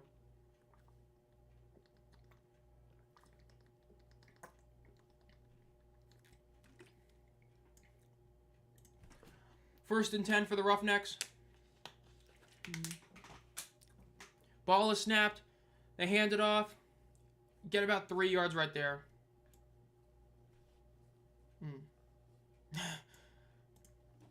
Second down for the Houston Roughnecks. We'll see what they can do here, obviously. Again, 7.5 minutes left. Remember, Michigan does get the ball in the second half, which is really good for them. Kirk Merritt hasn't been fully healthy all year. He's been kind of banged up, in and out. When he's been playing, he's been really helpful. Him being hurt for those couple of weeks definitely hurt their playoff chances, but Yeah, I mean, this team, if they win this game, finishing 5-5 would be absolutely wild. Especially because, I mean, Curtis Johnson finishes 5-5 twice. But yeah. 3 receivers to the right, motioning Justin Hall to the left side. Now it's 2, motioning Hall back to the right. Ball is snapped, handed off to Merritt, who gets about 3 yards on the carry. A little bit more than 3, about 3.5, so it's going to be about 3rd and 3 for the Houston Roughnecks here. See if they can convert this first down and try to get another good drive. Again, that second drive they got, courtesy of the Michigan fumble, they ended up going 3 and out, but this drive has already looked a decent much better. Sub G-Man, I see in here. Yeah, the stream's going off because of the fact that this game is still not on ESPN, apparently, because of the baseball game going on for like the College World Series, so it's on like ESPN 3 and ESPN Plus, so really sucks for the league, but it's a fun time here. 3 receivers to the left, 2 to the right. Now they motioned 1 from the left to the right, and then running back to the right of McClendon in shotgun with him. Ball is snapped, looks to the left side of the field, throws it. It is going to be caught for a first down, and Justin Hall goes out of bounds, continuing his current lead of having the most receptions in the entire league this year. He's all but guaranteed that one, especially what he's already done today, having multiple receptions, and he just keeps going up. 6 minutes left in the half for the Houston Roughnecks. Michigan should get at least one more drive here. Let's see what they can do. Pass thrown to the left, and they're showing the replay right there. Under 6 minutes left to go in the half. In shotgun, 3 receivers to the right, 1 to the left. Running back right behind McClendon. Motioning Hall to the left. Ball is snapped. They hand it off or fake it. McClendon rolls up. He gets tackled, and it's going to be about a 2-yard loss on the sack. Really solid play with the Michigan Panthers defense right there. Watching this on TSN Plus up here in Canada. Yeah, I've heard about a lot of these games being on TSN up there. I believe it's like, what, similar to ESPN Plus, up aside from, obviously, for Canada. Who do you think is the most underrated team? You and chat need to answer. The most underrated team this season, I would argue it might still be Memphis. Actually, no, I think it's St. Louis. I think a lot of people all season have been underrating St. Louis the whole time. Like, the whole season, people have been basically acting like the St. Louis Battlehawks aren't that good a team despite winning, and I thoroughly expect there to be people putting them at 3 in their power rankings. I think they are easily one of the 2 best teams in the league, and there's pretty much no argument against that. Ball is snapped. They throw it in the tight window and it's caught. Again, ESPN Plus's broadcast has been really bad. You couldn't even actually watch that play in the ESPN Plus broadcast, but it sounded like it was a great play by Jalen McClendon, once again getting that first down. Yeah, early in the season it would have been the Showboats, and even now I'd still argue to an extent it is true, but only to an extent. Mainly because they're just such a better team than they were last year. That team last year was an abysmal mess, and this season they've been a very competitive and solid team. 3 receivers to the left, 2 to the right after they motion. The running back lingered to the right side of the field. McClendon is in shotgun. Ball is snapped, looks to the right side of the field. Quick throw to Lingard. It is caught at the 30-yard line. Gets to the 35, and he may have just gotten the first down. Nope, they're going to call him down about a yard shy of the first down. It's going to be 2nd and 1 for the Houston Roughnecks with 4 minutes and 5 seconds left in the second quarter. Again, Michigan gets the ball at half, so if you're Michigan, you're still probably going to get at least one small drive here, though you do have a kicker that's very unreliable, meaning you're going to have to get to a lot closer field goal range than other teams would if you do get the ball back. We'll see. If you're Houston, you want to try and eat up as much clock as you can at this point. Go for the first down, and then don't go for the end zone shot unless you pretty much have to. 2nd and 1, 3 receivers to the left, 1 to the right. Ball is snapped, handed off, and he gets... It looks like they're going to spot him about half a yard shy of the first down marker. Honestly, that's not bad if you're Houston. That's actually pretty solid. You're going to be able to eat up another 30-ish seconds of clock before you do another play, and you can probably just run it again for a first down. You can probably get this to the 2-minute warning based on like a couple of plays. That's what you really want to see, and still have another first down available for you. That's excellent clock management. Really solid right there for the Roughnecks. Even though usually not getting the first down hurts, in that scenario, that's actually a good one to not get. Yeah, 11 inches, so this is a very, very short yard that they need to get here. I mean, this is literally a 1/3 and a foot. This should be a guaranteed one right here. Looks like they're going to be forced to call a timeout here, though. Yep, timeout Houston. Clock is at 2 minutes and 52 seconds left in the half. I'm not against that. I think that's a solid use by Curtis Johnson, but it could have been one that I'm not fully behind using it at that moment. I still would have called a play there. But I do get it. You want to guarantee that basically this play and the next play, then you hit the 2-minute warning. Screw over Michigan's chance at scoring. If you can go into half with, let's say, a 13 or a 14-0 lead, this is what you really want, especially considering that Michigan should have scored a touchdown, arguably twice, but instead, you got bailed out by having a really good challenge, and you got bailed out by, of course, the fumble. So that's what you really want to see. 3rd and 1. Hopefully do a smart play here. I would like to see a play under center here, but they're probably going to do another shotgun play. You do have the chance to go for a pass here, but again, like I said, you just kind of want to eat up as much clock as possible. Worst thing you do is score a touchdown here and hurt. Connected Bluetooth, that's why I didn't hear any audio. Yeah, I know that happens to me. Sometimes my Bluetooth will just disconnect for like no reason or connect to something else, and yeah. 3rd and 1, 2 receivers, on 3 receivers to the right, 1 to the left. They fake the handoff. Quick pass is going to be incomplete. He didn't catch it. Oh, again, that's the biggest issue with McClendon. Again, it's a broken record. He throws short passes too hard. Now, Kiki Chisholm still should have caught that, but that was a throw by McClendon that he wants to have back. Again, he rockets that one. That's a bad throw by McClendon. You cannot rocket arm that less than 10 yards from the line of scrimmage. That's a bad throw by McClendon. Now it's 4th and 1. You got to run it here, but if you do get the first down, you're able to get a first down and still be able to eliminate the 2-minute warning, which is great. But you have to get this first down. 4th and 1, 3 receivers to the right, 1 to the left. Ball is snapped. They fake the handoff. They throw it, and it's incomplete. Curtis Johnson, disaster class. Those are a couple of awful play calls by Curtis Johnson. There is absolutely no excuse in the world to throw it back-to-back plays there. Your ground game had been working perfectly fine pretty much all drive. And when you're at 3rd and 1, you decide to throw it twice. That is terrible coaching right there. Not what you want to see. Absolutely abysmal play calls right there by Curtis Johnson. You hate to see that if you're a Roughnecks fan. Now if you're Michigan, you get the ball back. You have a legit shot to score some points heading into half and then get the ball back at the half. Really awful sequence by Houston. Again, that throw by McClendon was bad, but also Curtis Johnson and that offensive play calling was horrid.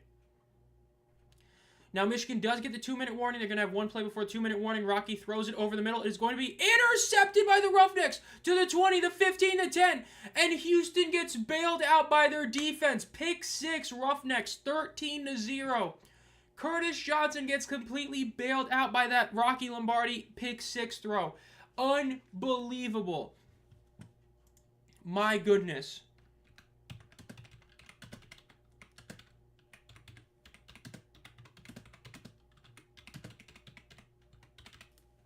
My goodness.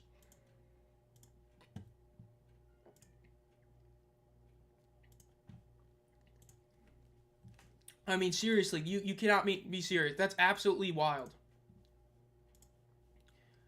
I mean, my goodness. Throws, oh, that's absolutely wild. They're going to be going for 1 here. Let's see if they can get this.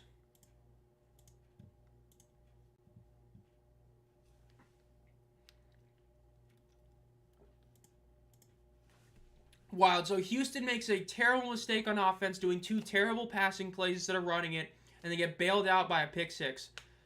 Corner throw is incomplete. It is going to be 13-0 with 2 minutes and 2 seconds left in the half.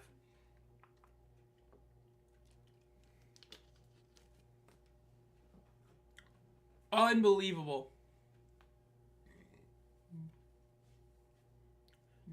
Interviewing Moody right now. Just got the pick 6, first interception in the UFL for him.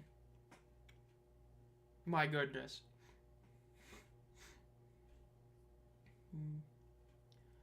Yeah, and he just got right in there. He just jumped the route for the pick 6. Absolutely wild. So, Defenders fan yesterday wanted Bob Stoops as next year new DC head coach, and I said to him, "You're crazy. You'll be stressing out more." Yeah, you do not want Bob. You do not want Stoops as your head coach. I mean, he's been really rough this year for the Renegades. You want Shannon Harris to come back at a full season with this, staff, or a full season with his own staff, probably a full season with all these players. If you can get Harris to not go to Tennessee State, that's what you really want. Him or Blake staying would be great. So Michigan does it 2 minutes. They still can get a field goal, especially with the clock stopping. That's what I would want to do if I'm Michigan, is try to play for at least a field goal. We'll see. This week for tickets were a lot cheaper than usual. It is currently Michigan ball. Houston just got the pick 6, and now it is Michigan ball. They return at the 20-yard line, the 25, the 30, and to the 30.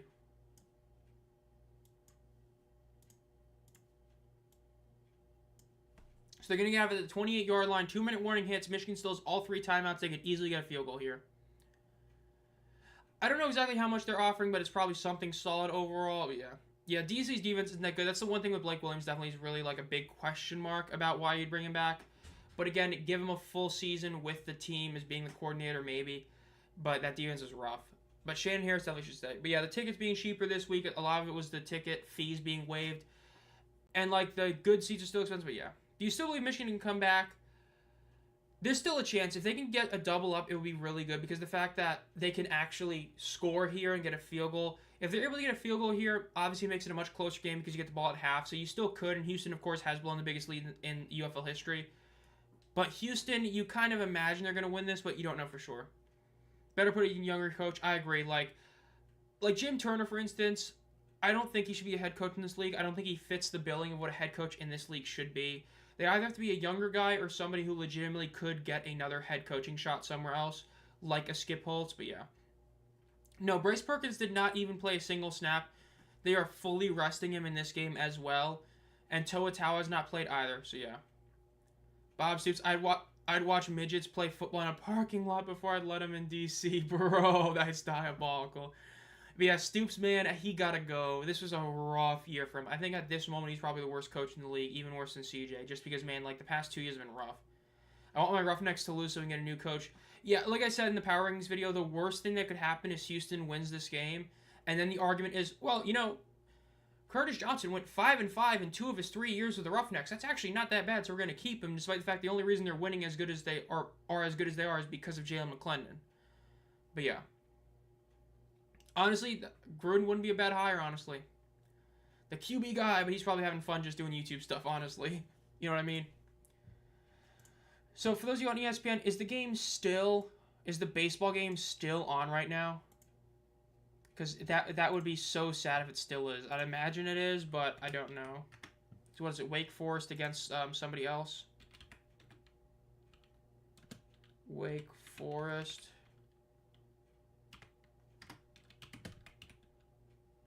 Versus Miami of Ohio. It's still on. That's so bad. In the last 2 games, the teams are resting the playoffs. Resting its players, yeah. Hate seeing all these players resting, but it makes sense. You don't want them to get hurt and all that. Yeah, that sucks that game's still on. It's an hour and 70 minutes. We really got a game pushed off for a pregame, yet we can't get a game on instead of college baseball. Like, come on, man. Talking to Nolan right now on the sideline. Just said we need to get some points. I mean, that is true. They got to get at least some sort of score here. They cannot go into the halftime at 0. Yes, they can still score at the end, the beginning half, but yeah. I honestly don't know if AJ Smith would have had the Roughnecks in the playoffs. I still don't know how much I want to give a ton of credit to AJ Smith because the fact is the offense did look a lot better once he was gone from the team. I know a lot of the issues were with Wade Phillips as well. I've never been as high on AJ Smith as a lot of other people have been, but I do think it'd be interesting to see him as a head coach somewhere, but we'll see. Panthers are in 5 wide. Rockies with 3 receivers to his right, 2 to his left.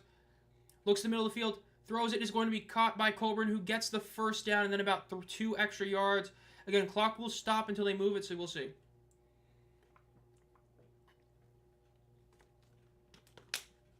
Yeah, we got to have Jake Bates in there, a kicker, because you know BT Potter ain't making any kicks today. If he makes a kick, it'll be a shocker. 1st and 10, 3 receivers to the left, 1 to the right. Ball is snapped. Throws it over the middle. It is caught. Again, first down by Gunnar Oaks right there. Unless they give him a bad spot. No, it looks like they give him the first down there. Next, going to let him score, aren't they? Honestly, probably. They did get the first down. They were already almost in field goal range. Granted, BT Potter, it's a question mark, but they're in 5 wide again. 3 receivers to the right, 2 to the left. They're at the 44-yard line. Ball is snapped. Looks to the right side of the field. Throws. It is going to be caught by Gunnar Oaks, who gets a... Oh, they're calling it an incompletion. They're calling it an incompletion, so the clock will stop. Again, they're in the 44-yard line in Houston territory with 1 minute and 28 seconds left. Michigan has 3 timeouts. It is 2nd and 10. Can't wait for Ohio-Michigan rivalry in the UFL that happens next season. It would be a cool rivalry if they do end up adding an Ohio team. That would be great. Again, 2nd and 10 for Michigan. Again, they still have 3 timeouts. At this point, you kind of want to go for a touchdown, considering that you got so many yards so quickly. Got over 20 yards just like that. Still a minute and a half left. Let's see what they do here. Colburn is to the left of Rocky. There's 2 receivers on both sides of the ball. Ball is snapped. Looks to the right side of the field. Rolling to his right. He throws the dump off, and it's going to be just thrown on the ground. That might be intentional grounding. Let's see. This might be intentional grounding. If it is, it's going to be a really rough penalty to take right there by Rocky. They're saying he's outside the tackle box, so it will be just an incomplete pass. Big break for Michigan. That would have been a really rough one to take right there. So incomplete pass. Big break for Michigan. Again, it's 3rd and 10. Now it's a big question. You have a minute and 22 seconds left. If you throw, let's say, another incompletion, that means Houston could realistically try and go down the field and score and get a field goal because they still have 2 timeouts left. You got to get a first down here if you're Michigan. 3 receivers to the right, 2 to the left, and 5 wide. Ball is snapped. Looks to the middle of the field. Looks to the right. Rolling up. He might run it here. He's going to run it. He gets to the 40. He gets the first down and then gets down at about the 30-yard line. Great run by Rocky. He was able to get that first down. Again, the clock is going to stop for a few seconds, and they still have a chance to get a touchdown. RG3 is trading for a comeback. Okay, that would be absolutely wild if that were to happen. Imagine a team with the Ohio State colors. We don't need another red team, though. You know what I mean? That'll be back to the USFL. Half the teams are red. Michigan just used a timeout. There's a minute and 13 seconds left in the half.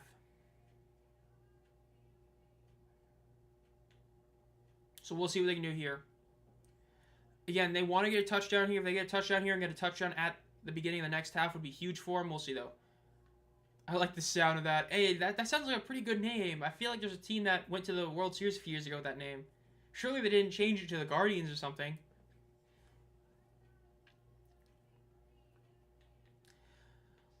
Lineup, minute and 13 seconds left. 1st and 10 for the Michigan Panthers. It is 13-0 Houston, Michigan.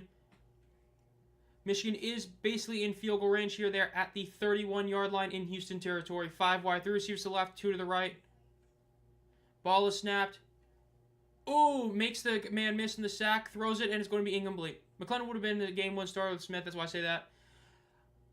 With McClendon as game 1 starter, they would have beaten the Arlington Renegades. That would have put them at 5 wins. They may have beaten Birmingham the first time. I think there's a good chance that they could have been in the playoffs. I think they might have been 1 game short instead of being like 2 games shy. That's what I would say. Because they would definitely have beaten Arlington if McClendon had played at that game. But aside from that, it's pretty tough.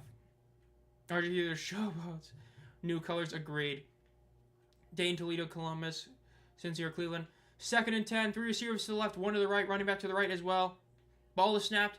Looks to the right side of the field. Throws the dump off to Colburn. It's a too high of a pass. Colburn tried to jump for it. Was not able to get it. It is going to be 3rd and 10 for the Panthers with a minute and 4 seconds left. I would like to see Columbus or Canton. I think those are the 2 best places in Ohio to put a team. Canton already has had history with a team there in the USFL, with the Maulers being there, and then Columbus I think is just a better place considering what stadiums they have. That would be my thoughts. 3rd and 10 for the Panthers. Again, with this much time, you still want to get the first down here. Houston still has 2 timeouts left. With a minute left, they could easily get into field goal range. Let's see what Michigan can do here. 5 wide, 3 receivers to the left, 2 to the right. Ball is snapped. Looks to the right side of the field. Looks to the middle. Throws it, gets hit as he throws, and it is intercepted by the Roughnecks unless they're calling this down. Let's see. They're calling it incomplete. They're going to have to review this. It's a tough one. You couldn't really tell in that first look. This is either an interception, which is really rough for the Panthers, or it is incomplete where at least they'll kick a field goal, but Houston still has a chance to score. It hit the ground. Yeah, it hit the ground. Honestly, they're going to give us an entirely new team. They need to add a team that wears purple and green. And bring back the purple and orange Mahler's colors.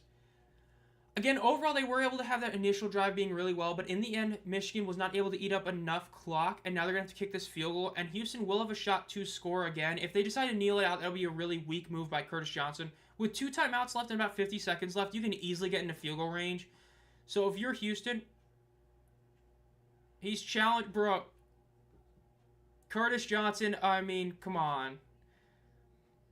They're wasting a challenge on something that already gets reviewed normally. So, he is out of challenges now. Diabolical. I can't believe he just used that. That is such a bad challenge. They already gave him one earlier where they literally said, hey, don't challenge this. And then he challenges that. Come on. Bad coaching, 100%. I think Dayton, Ohio would be good if they could trademark the Aviators, the UFL, and any indication. Do they have a stadium they could play in, though? BT Potter, again, they just showed his stats. He's been really rough, 9 of 14 as a kicker.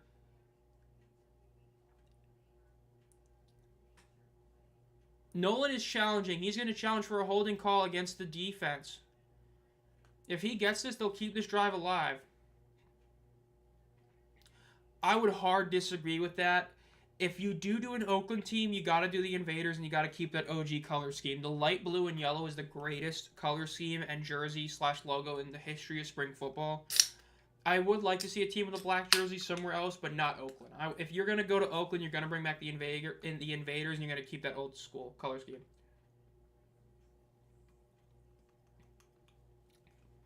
You just bring back a team to Salt Lake City called City, Utah. I just think it's hard to do that. They were so rough. The Stallions did not get even remotely good attendance there, so it's hard for me to say, like, it would be a great one there.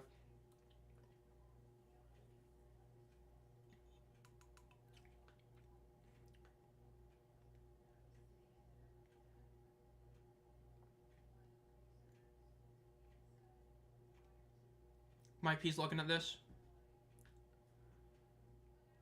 Challenge is going to be denied. So both coaches use a challenge and they both lose them. So now both teams are out of super challenges. And the Houston one is the one that was really bad. Because Houston used that challenge, it means that going for a field goal on this subsequent drive is going to be much harder than before. Because instead, you would have been able to get the ball back with roughly 50 seconds once you count for the field goal and the return. And you'd have 2 timeouts left, meaning you could have easily gotten in a field goal range. Now you're going to be down to 1 timeout, which means they might just kneel into half, which is a really bad move by them. Again, Curtis Johnson and poor coaching decisions is a match made in heaven. So not shocked there. As for Nolan, that was definitely a challenge that I wouldn't have done there. Got your field goal, you're getting the ball back at half. But we'll see. As long as Potter makes this kick, which we'll see. Bro, the USFL had way too many red teams. It is so true. 49-yard attempt. This is anything but a gimme. Ball is snapped. Kick is up. It's good. That is shocking. He made the kick. It is good. It is 13-3. Houston over Michigan. Again, if you're Houston, no matter what, you have to go for a field goal here. I don't think they will, but they should. Again, they have a timeout and 53 seconds left. They still have enough time to do it.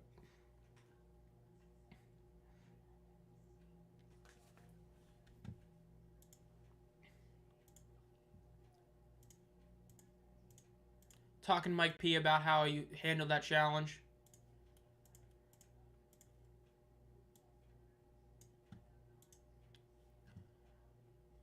So this game is supposed to be on ESPN, but apparently the college game between Wake Forest and Miami, Ohio has been delayed, or not delayed, but it has been going a lot longer than expected. So because of that, it's on ESPN News and ESPN Plus, which again, it's always on ESPN Plus, but it's on ESPN News instead of ESPN because of that game still going on, which obviously sucks for the UFL, especially because, like, I mean, it's college baseball, like, come on, man, but it is what it is. Because I believe the college baseball game is still on, right? Yes, sir. It still should be Miami, Ohio versus Wake Forest. Should be almost over, but it should still be on, right?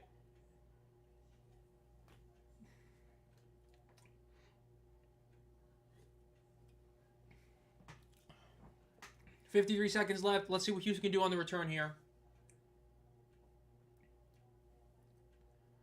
Return is to the 10-yard line, up to the 15, the 20, the 25. Still on his feet.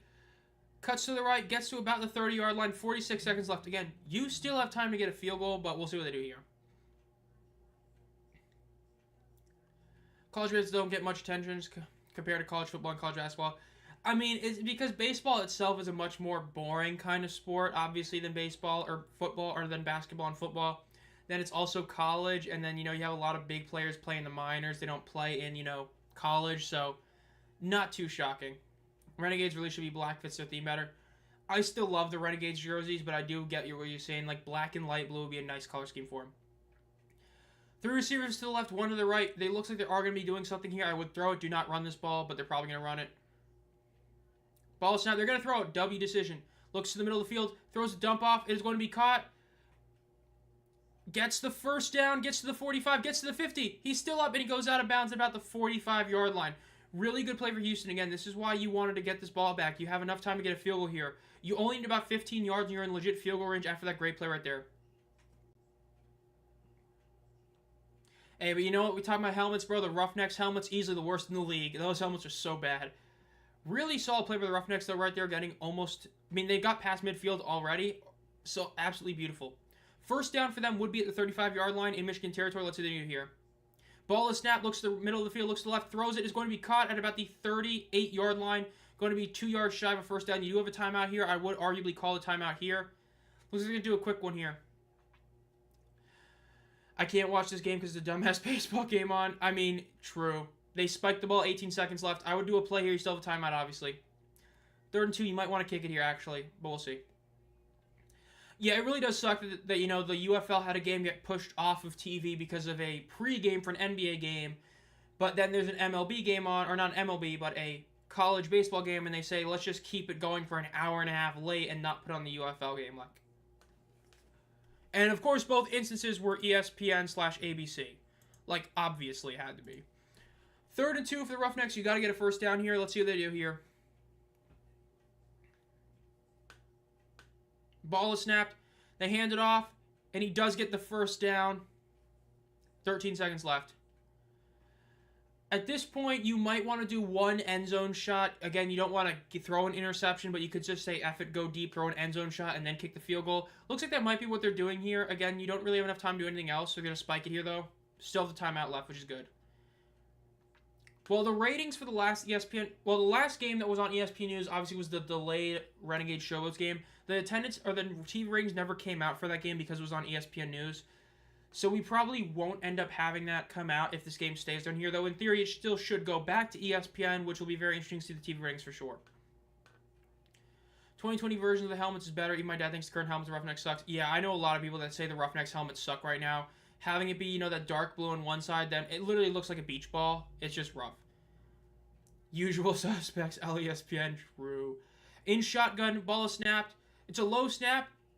Throws a little dump off. It is caught by Lingard, who does... Oh, that could be... It's going to be down about a yard shy of the first down. They're going to call a timeout here and just kick the field goal. Softball, whatever, and no alternative channels to watch the game. Yeah, I mean, when you have ESPN News is your alternative channel, like, really? And then, like, what's even on ESPN 2? Does somebody in chat know what's on ESPN 2 right now? Like, is there something even remotely good on there? Because I see ESPN 3 is softball, but yeah.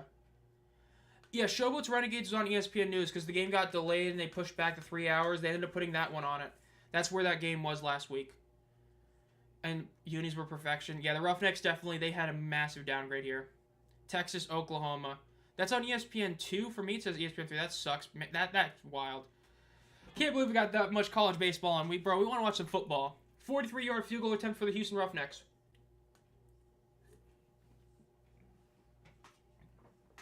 .43-yard field goal attempt for Chris Blewett, the man with the very unfortunate name as a kicker.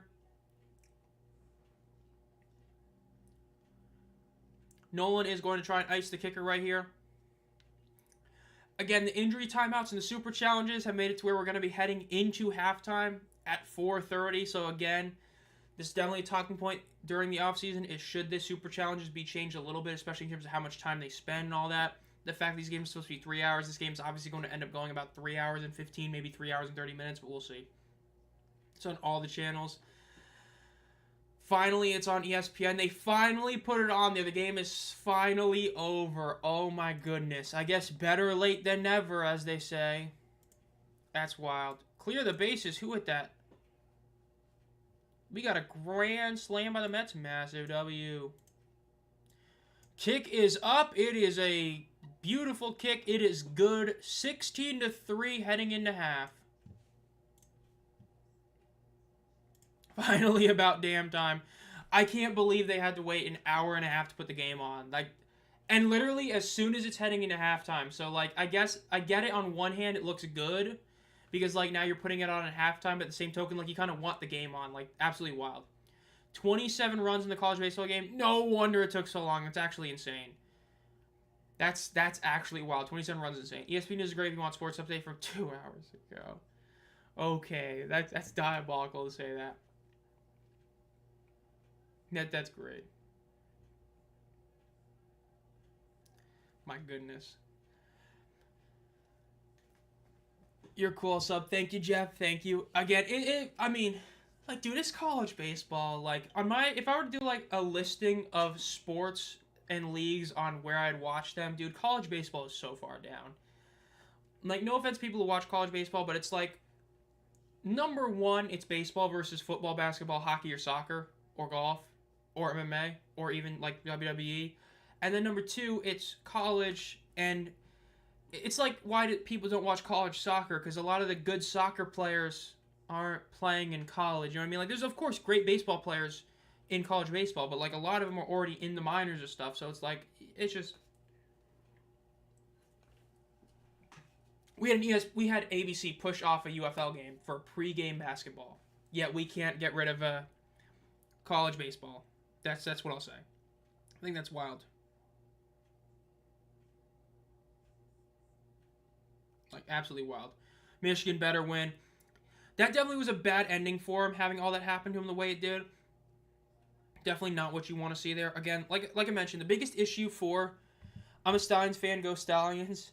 Hey, why am I not surprised the guy with the Alabama profile picture is a fan of them? But, I mean, hey, they're back in the playoffs again. I know pretty much everybody wants them to lose, but the fact is it is impressive they made it back again. So you got to give them a lot of credit for being able to pull that off. It'll be interesting to see what they exactly do this playoff game. Especially because with Michigan not playing, do they put Danny Etling, please? No way we're getting somebody asking for Danny Etling. Carr, no way. I get that Rocky ain't playing well, but, like, no way I'm seeing Danny Etling come in. That's absolutely wild. I mean, I get it to an extent, right? He hasn't been, shall we say, good, you know? But, yeah, last week it was the IndyCar race that held up the games. That was rough, but at least that's, like, a massive event. Like, that's something I fully understand. The Indy 500, I mean, you got, like, a massive event. So I'm fine with that on that front, especially considering it had a huge lead-in for the UFL. So I'll give that one a pass, but, like, the other stuff that's been happening, like, no. You know what I mean? I'm surprised Michigan is losing. I mean, if you put it in a vacuum, it is shocking, but then when you, like, take the step back to look at it, you kind of see why. Right, your first drive was this incredible drive, immaculate drive. And then you have a bad snap by the center, ball goes past Rocky's hands, and you lose the fumble. Then your next drive, you're having this really solid drive. Again, you get a touchdown, but then it gets overturned, and then you end up having to punt it. So you had a couple of chances where you could have legitimately scored touchdowns to make this game you either tied or winning. Instead, you don't get them. Now, in terms of what you're playing for Michigan's standpoint, in a pure technical sense, because of the fact that obviously the home game is going to be in Birmingham no matter what, you are still technically playing for the 1 seed. A Michigan win plus a Birmingham loss does give the 1 seed officially to the Michigan Panthers. Though the game will still be in Birmingham, they will get the home field advantage of, like, having the ability to defer the kick and all that. So you still have that as well. So you always have that going for you. I prefer the Indy 500 before the game. True, bro. Danny Etling, he throws 100 interceptions. So we're in halftime. Let's see what the stats are for this game right now. So far, McLennan is 14 of 22 for 155 and a 6.3 completion percentage. Rocky Lombardi is 8 of 18 for 61 yards and pick 6. 30 passer rating is bad. Lingard is 7 attempts for 21 yards. Merritt is 3 carries for 8 yards, not great. Rocky Lombardi is 3 carries for 30 yards. Obviously, the 1 touchdown doesn't count. Mercuri has 2 for 14. Colburn 1 for 5. And receiving-wise, Kiki Chisholm has 44 yards and 4 receptions. Hall has 3 receptions for 22 yards. Lingard has 3 receptions for 21 yards. Colburn has 3 receptions for 21 yards. Nobody else in Michigan has more than 1 reception. And Siosi Mariner has no reception yet. That is kind of shocking to see there, honestly. Your weekly Anthony Miller complaining about the red hot chili peppers right there. Not shocked.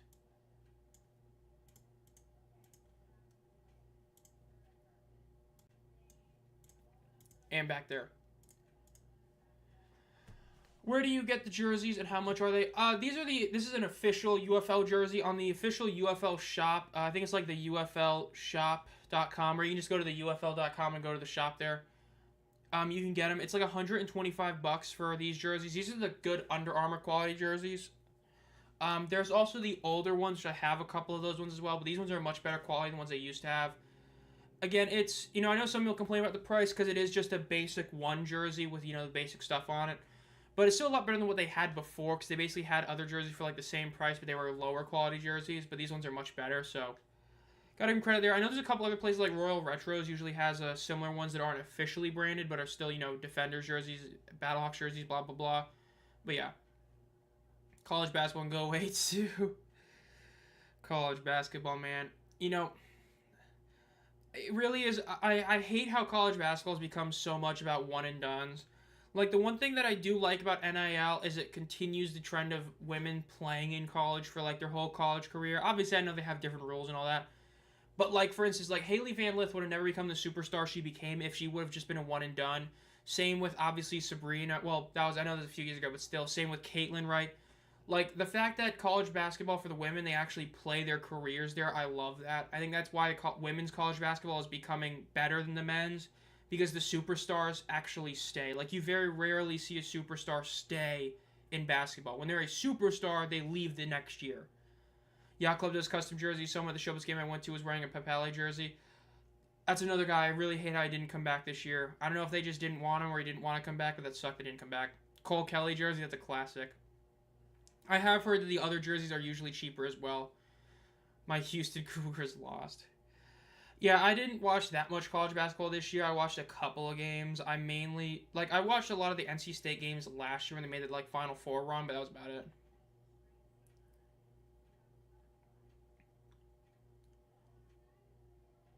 The conference championship. I kept thinking it was on Saturday, but it's honestly better for me that they're on Sunday, but yeah. I get to watch the second half. Wish I could watch the first half.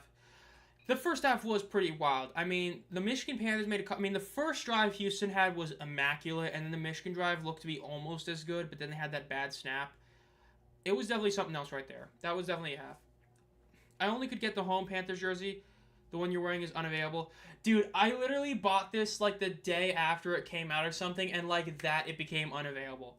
Which I wasn't super shocked at. I mean, the Panthers are, the Panthers, Defenders, and Battlehawks seem to be, the three teams. Really, St. Louis and Michigan are the two teams that, cards, merch, and all that are the two best teams. Which you would imagine to be Birmingham and D.C. and St. Louis, but, with UFL cards, right, Michigan was, one of the hardest teams to get cards for because everybody wanted them. The only reason I got the gold Perkins is because I ended up, or the silver Perkins.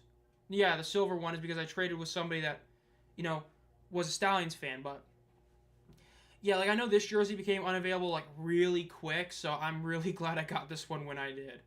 Because this is the one I wanted, because I think this is one of the best-looking away jerseys in the league, not just because I'm a Panthers fan. I think this is just objectively a great jersey. So, I mean, that's why I picked this one over the home jersey, but yeah. Let me see. No, I did not mean to do that. The UFL vault. I love how they took them so long to finally talk about the UFL vault. So long. It's absolutely wild. Do they even have anything in Panthers? They still have the... Oh, they have an opening ball from this season? I didn't know they added stuff. That's actually cool. Opening game kickoff ball. That's a cool one. Now, do I want to spend $320 for it? No.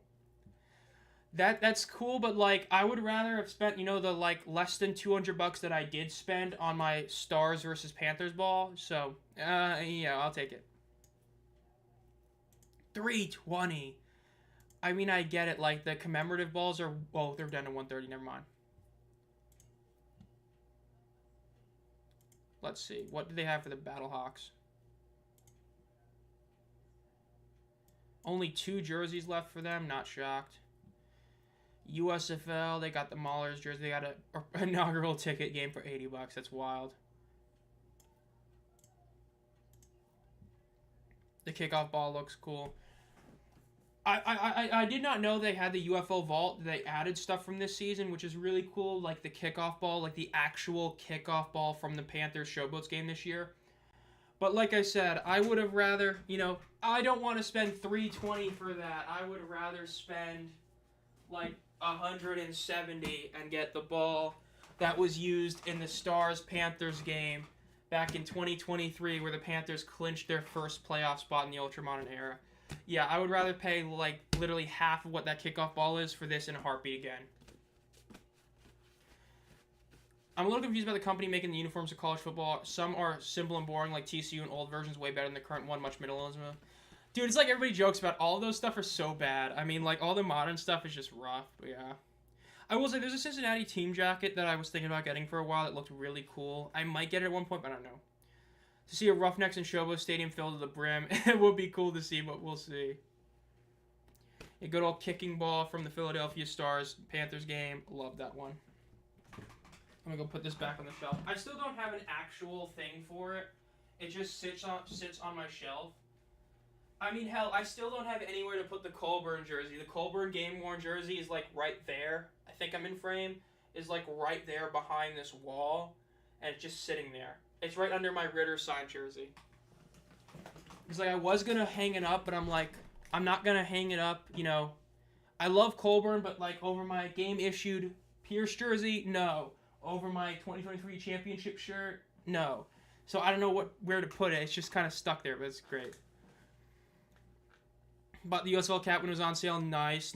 I only have the 2 hats. I've got like the one Stallions hat I got at the championship game last year, and then this one, which I plan to get every one of these. Even though I don't go to every game, I'm gonna get every single championship hat.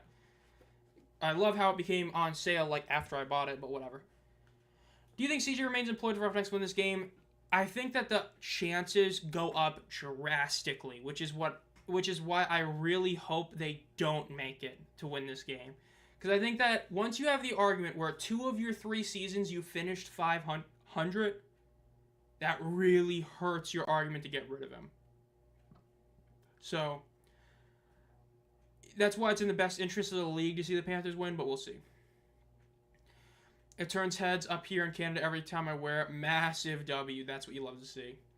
In the fourth quarter, the UFL season schedule has been very inconsistent, but it's not really the UFL fault. ESPN3 and ESPN News. Most people don't have those.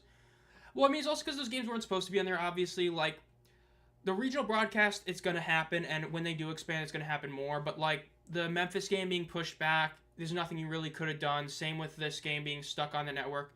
You would have wished it would have been on, like, ESPN2, but it is what it is. Because, like, Fox and FS1 usually doesn't have anything all the time.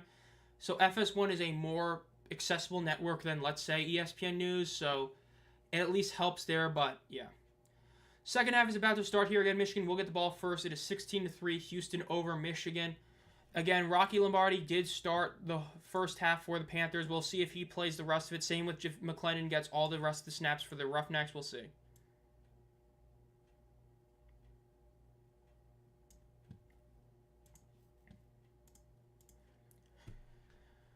Curtis Johnson.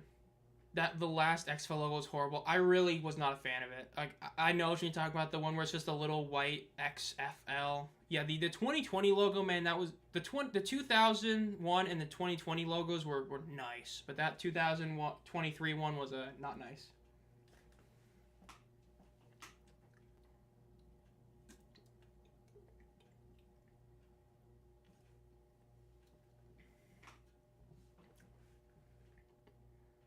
Gotta get him involved in the second half. Bro, Justin Hall was tied for the most receptions in the half. Bro, what are you talking about? I mean, that's what I think they kind of joked about it was Extreme Football League. I think that was kind of the joke. Is like you had the No Fun League, and then you had the Extreme Football League. But I think it was just kind of putting it to put it there. Well, I mean, come on. You did have the LA Extreme, so yeah, probably. Yeah, the 2020 logo was solid. At first, I wasn't a fan of it, but honestly, it's a pretty solid logo. Colburn is going to be getting the return here. Let's see what the Panthers do here. Again, they need to try and score something here. 16-3. Had a couple of drives that looked really solid, but then a couple of big mistakes ended up happening. So let's see what they do here. Return is to the 7-yard line. Gets to the 10, the 15, the 20. Cuts to the right. Gets to the 30. He's got room. The 40. Cuts to the left. 50. The 45. And he gets tackled at about the 43-yard line in Houston territory. Absolutely beautiful return for the Panthers right there. Massive play right there. They're almost already in field goal range. Bro, used to think that Danny and Rock copied the logo of the Axe or something. Other sports product 20 versions better. If it ain't broke, don't fix it. They gotta go back. If they bring back the Dragons, they better go back to the Dragons and not the Sea Dragons. I'd hate if they go back to the Sea Dragons with that logo. That was a downgrade. For how bad Houston got downgraded in terms of their marketing and all that, Seattle really got marketed down, 2020 versus 2023. Lombardi is still in at quarterback for the Panthers. Right now, Nate McCurry is in at running back. He is behind Rocky Lombardi. 2 receivers on both sides of the ball right now for the Panthers. Ball is snapped. They hand it off to McCreary, who cuts to the left. He gets to the 40-yard line. Gets tackled at about the 36-yard line. Going to be about 2nd and 4 here for the Michigan Panthers. Again, because of that great return, they are already almost in field goal range. Though, of course, they do have the most inconsistent kicker in the league with BT Potter.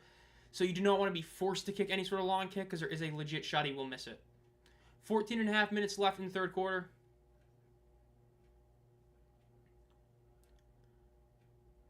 Making first career pro starts. Ex-Football League, bruh. In shotgun, 3 receivers to the right. Or no, it looks like they have 4 receivers to the right. They put McCreary to the left side of Rocky. Ball is snapped. They hand it off. Cuts to the right.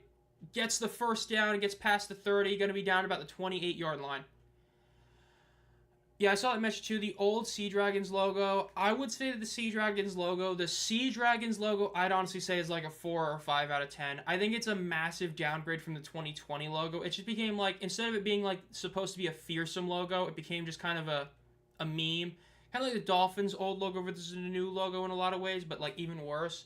Like the old logo had character. The new one definitely felt like it was a marketing thing that went down. Rocky's in shotgun, running back 2 is right in the backfield with him. 2 receivers on both sides of the ball, 2 up far left, 2 close right. Ball is snapped, handed off for a 3rd straight play. Gets to the 25-yard line, gets tackled down at about the 23, 22-yard line right there. Going to be about 2nd and 4 for the Michigan Panthers here. Silly pinatas. Yep. Calling it 2nd and 3, but it's basically about 2nd and 4. Let's see if Michigan runs it again or if they do something else. Might do a quarterback draw or a read option play here. Let's see. Already getting close to the end zone. Again, really great kickoff return helped them out. Again, that special teams unit, if it gets better for the playoffs, is going to help them out immensely because at the beginning of the season, it was a really rough unit. In shotgun. Ball is snapped. They hand it off. It looked like it might have been a read option play. It's a first down to the 15. Keeps going. He gets to about the 14-yard line. Really solid play right there for the Panthers. Again, this ground game is just, this is what you want to see. This is what Houston should have done that one drive before the pick 6. They should just continue the ground and pound, but we'll see. The old Finns logo is perfect. Now it looks like a generic logo back to. Oh, true. Yeah, a New York team would be cool. The biggest issue with New York, obviously, is the money, because New York and California are both 2 very expensive teams. But, of course, if you do have it work, it can be really good because the markets are just huge there. It would be interesting to see because we haven't seen one, obviously, since the New York Guardians back in 2020, which we also saw the 2020 LA Wildcats, but we'll see in the future. 1st and 10, Rocky Lombardi is in shotgun. Colburn is in at running back now to the right of Rocky. Ball is snapped. It's a QB draw. He runs to the right. He gets to the 10-yard line, and he gets tackled out of bounds at about the 5-yard line. There's a flag. This could be offensive holding here. We'll see. Generals would be great to bring back. They're such a classic USFL team. Them and the Stars are like the 2 most important teams of all time in spring football. And then obviously the Panthers would probably be 3rd in that list. They need to stop making these copying some NFL names like Dragons, Sea Dragons, because of the Seahawks. Agreed. I fully agree. That was such a bad decision to go to the Sea Dragons just because of the Seahawks. Really backfired. Where the 2001 XFL, having that opening kickoff be the 2 guys running for the ball was hilarious. Whenever large city in Iowa would do well as spring team, I think there's a good chance it could. I mean, a lot of those teams that don't have any pro team might really want one or could actually work really well with them. Let's see what Michigan does here. Ball is snapped. They hand it off after the penalty. They get to the 15, the 10, the 5. Touchdown, Matt Colburn. They have the touchdown. Massive touchdown, Michigan. Me and my homies.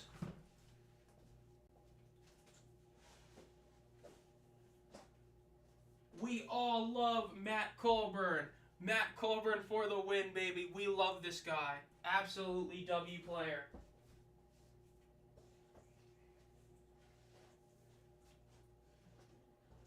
Love to see that. Love the touchdown, Matt Colburn. Beautiful 20-yard plus rush. Absolutely great. No, the Generals were pretty much red, yellow, and white for the most part was their color scheme. They're going for 1 here. Ball is snapped. They hand it off to Colburn, who goes inside, and he gets tackled shy. There are going to be 16-9 after that play. I do think the Gold could. I said, I think Denver is a really solid place for a potential expansion city. I would love to see that. Yeah, I forgot about that. They had the original little blue trim. I did forget about that.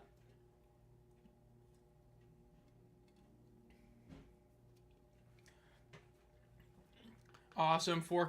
Dutch Fork High School. Bro, I'd love to see that.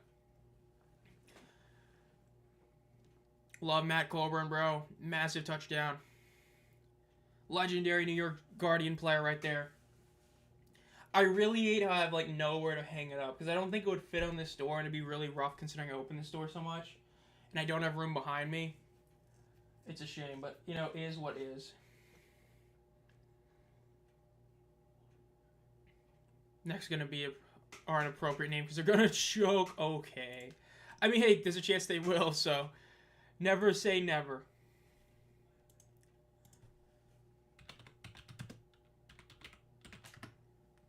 Search. 9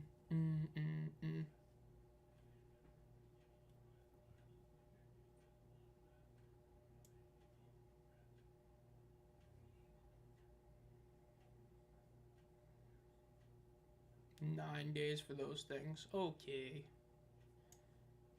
Just had to check something real quick.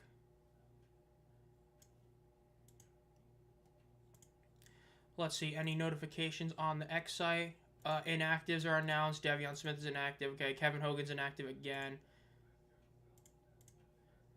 A couple other guys are inactive. 2 notifications? Okay, there we go. Maybe the Oklahoma Outlaws could come back. Dude, that quiz yesterday, that was one of the teams I completely forgot about with the Outlaws. I completely forgot about them for a bit. Wait, I got all 19 teams. I'll take that. That was a massive W on that quiz.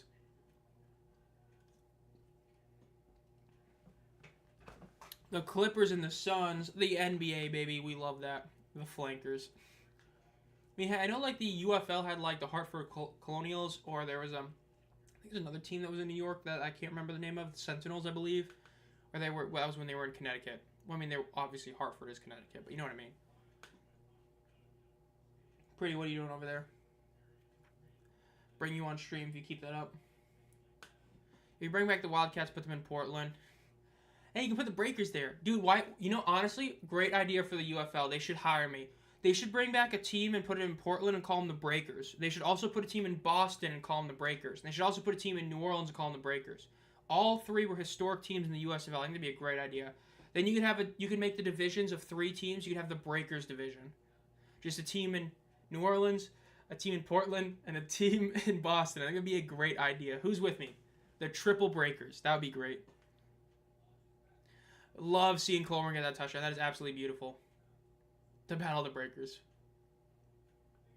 Same, yeah, I agree. Same logo, same name, just different colors. Now they should keep them all.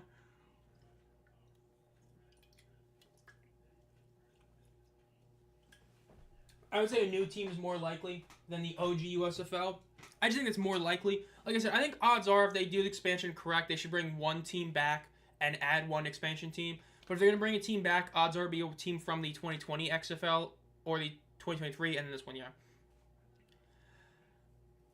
I mean, hey, the Roughnecks they still have the lead. I mean, it's again, that was definitely a scary one that Michigan got the touchdown, but the end of the half worked out really well for Houston. They got that pick 6. They were able to get that field goal to make it a closer one. If they can score here, it'll still be really solid for you. Returns to the 40. Oh, look at this return to the 45, the 50. They get past the midfield. Again, another great return right there. The San Diego Black Breakers. New Orleans Rays, Boston Red Breakers, Portland Green Blazers, bruh.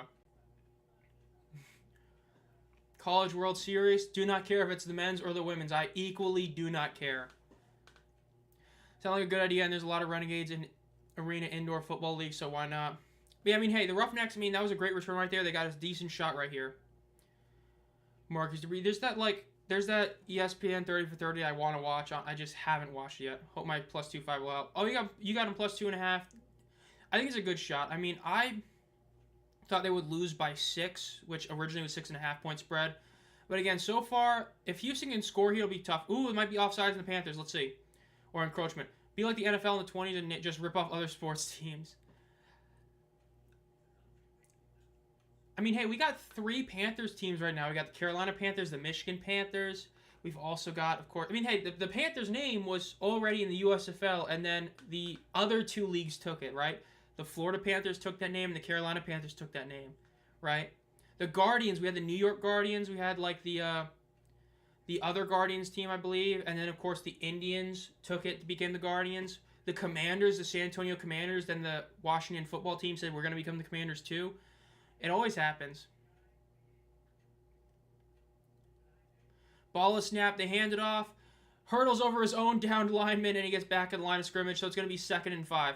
Overall, though, it's not a bad play. Again, you got the 5-yard penalty from the encroachment, so you were at 1st and 5. So even though you didn't gain anything, you didn't lose anything. So basically, view it as you gained 5 yards in the first down play. You'll take that. No, I do not want the... Dude, I do not want the Panthers to win. I don't even know where I'd put them on my hockey ranking. They're probably lower. I prefer the Lightning to them. I prefer almost every Canadian team over them, aside from, like, the Maple Leafs. I do not care about the Florida Panthers at all. 2nd and 5. 2 receivers on both sides of the ball, running back to the right of McClendon. Ball is snapped. They fake the handoff. McClendon rolls out to the right. He could run it here if he wants. He's going to throw it. And it's a beautiful pass and catch at the 5-yard line. He's still going. And he's going to be down about the 3-yard line. Beautiful. That is just like Geno Smith's OG game with the Seahawks right there. Being able to scramble away, look like he could have ran it for some yards, then threw a beautiful pass to his receiver. Great play right there. Thought you liked cat teams. No. The Panthers just happen to be for different reasons. But overall, cat teams, not really. The Bengals, I do like the Bengals. But, like, am I a huge fan of, like, the Lions? I like what they're doing, but it's more so the bandwagon that everybody else is on, not because I'm, like, always a huge fan of them. And then the Jaguars, I do not care about the Jaguars at all. Ball is snapped. Fake the handoff. Quick little pass to Hall. Catches it and goes out of bounds about the and so it's going to be about a 0-yard gain. Hey, the Ritter, Pierce, Sauce, Bearcats team is my single most favorite college football team I've ever watched. Because before that, I pretty much was just an NFL guy. And I really didn't watch a lot of college. And that team really got me into college football to a huge degree. Was that team when they played Georgia in the Peach Bowl. So, I mean, that's what really got me into the Bearcats. Was that team right there. I mean, that's why I got my Alec Pierce game issue jersey. I got my Ritter signed jersey, which is just a basic jersey in there. My Josh Wiley PC, biggest card collection of Josh Wiley in the world. I wholeheartedly believe I have the best Wiley collection. Handoff, or they fake it, throws it, is going to be caught for about a 1.5-yard gain. Going to be a 3rd and goal, about 3-yard line.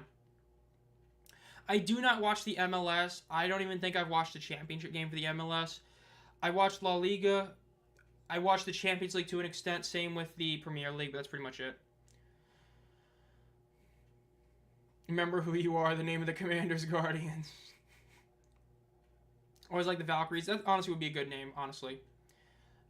I pronounced the NBA will announce expansion. I mean, hey, I know there's been a lot of rumors about a Vegas team or something like that, so I wouldn't be super shocked. I could see it happening. 3rd and goal, though. Of course, the ratings being down, they might want to do it as a Hail Mary. I don't know. Ball is snapped. McClellan looks to the middle of the field, throws it. It is going to be incomplete. This is a tough call. This is a very tough decision. Do you go for it in 4th down? Do you kick it? Again, this is another instance of poor play calling by Houston. You need to run the ball more in this scenario. I don't know why they keep throwing it. This is just bad coaching by CJ.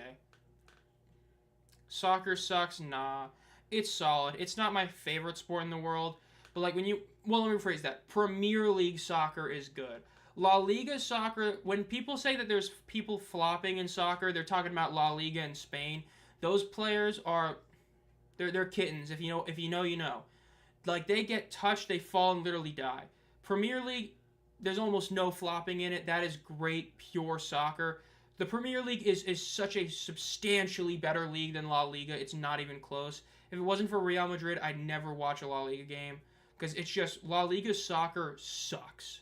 But Premier League, that's good soccer. It's legit playing. You're playing the game. It's actually solid.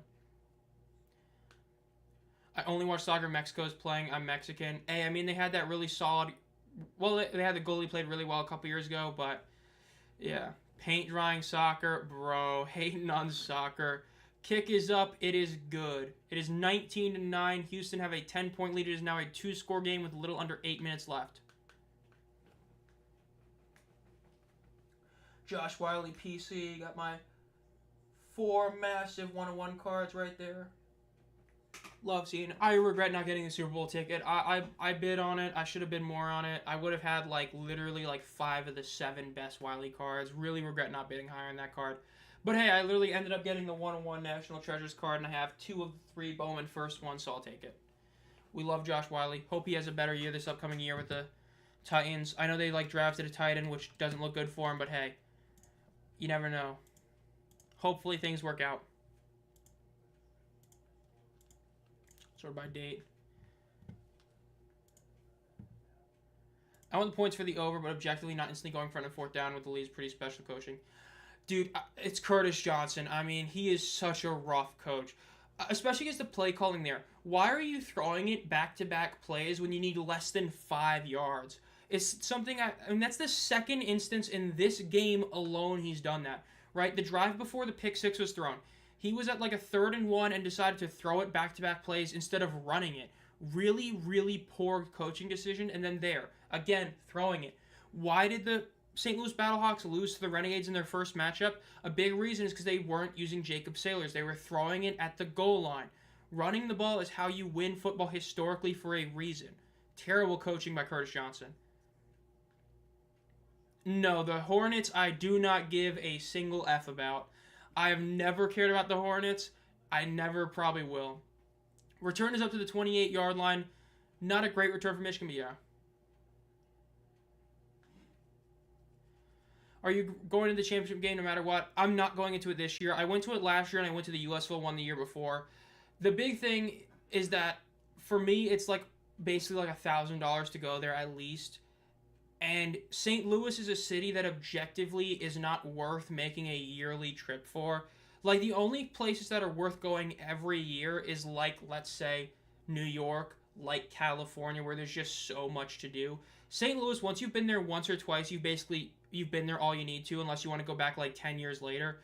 So once they announced it was there again, I was thinking about going. I'm like, nah, I'm not. I was hoping it would be in Audi Field or Birmingham. I would have gone either one. Like, in a heartbeat, I would have gone.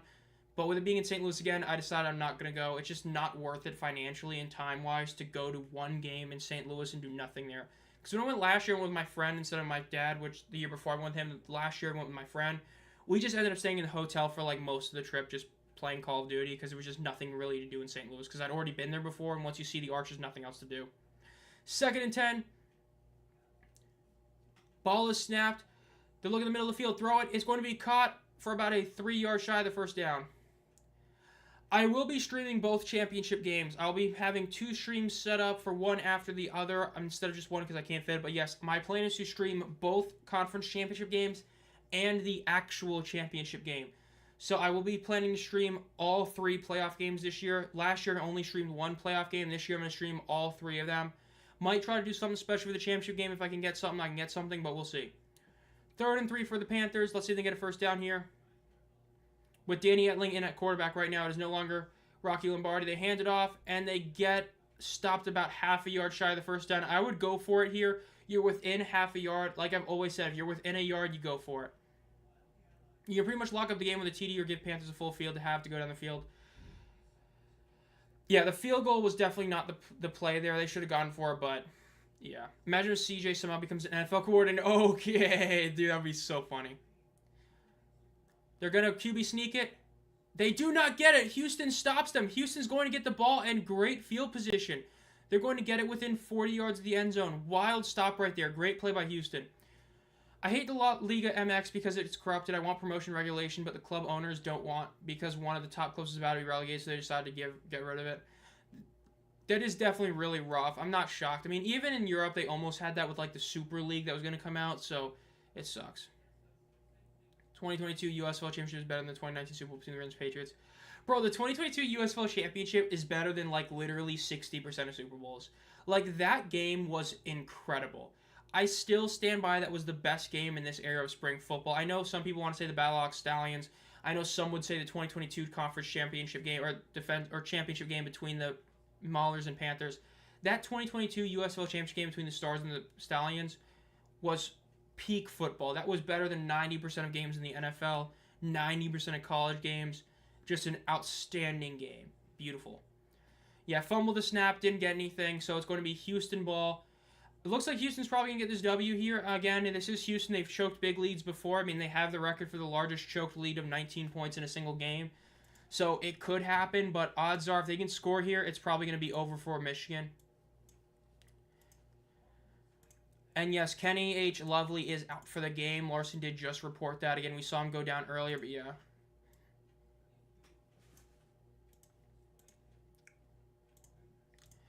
Do we have something trending? What is the UCL final right now? Who is winning the game? That is hilarious. So as soon as they get rid of Mbappe, they go on to win the finals. That is cinema. That is what I want to see right there.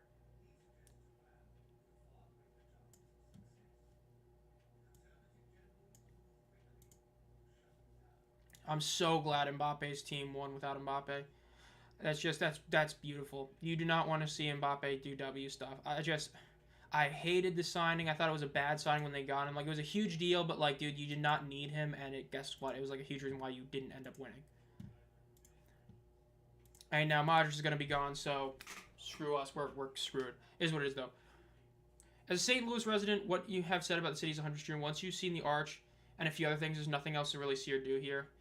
I mean, I hate saying it, but it's true. Because, like, even I understand Birmingham's probably something similar as well. But it's like, would you rather go to a big city you've never been to before or go to the same city that you've been to, like, twice? Because remember, I had been to St. Louis once before last year. So that was my second time going. So I already had been there once.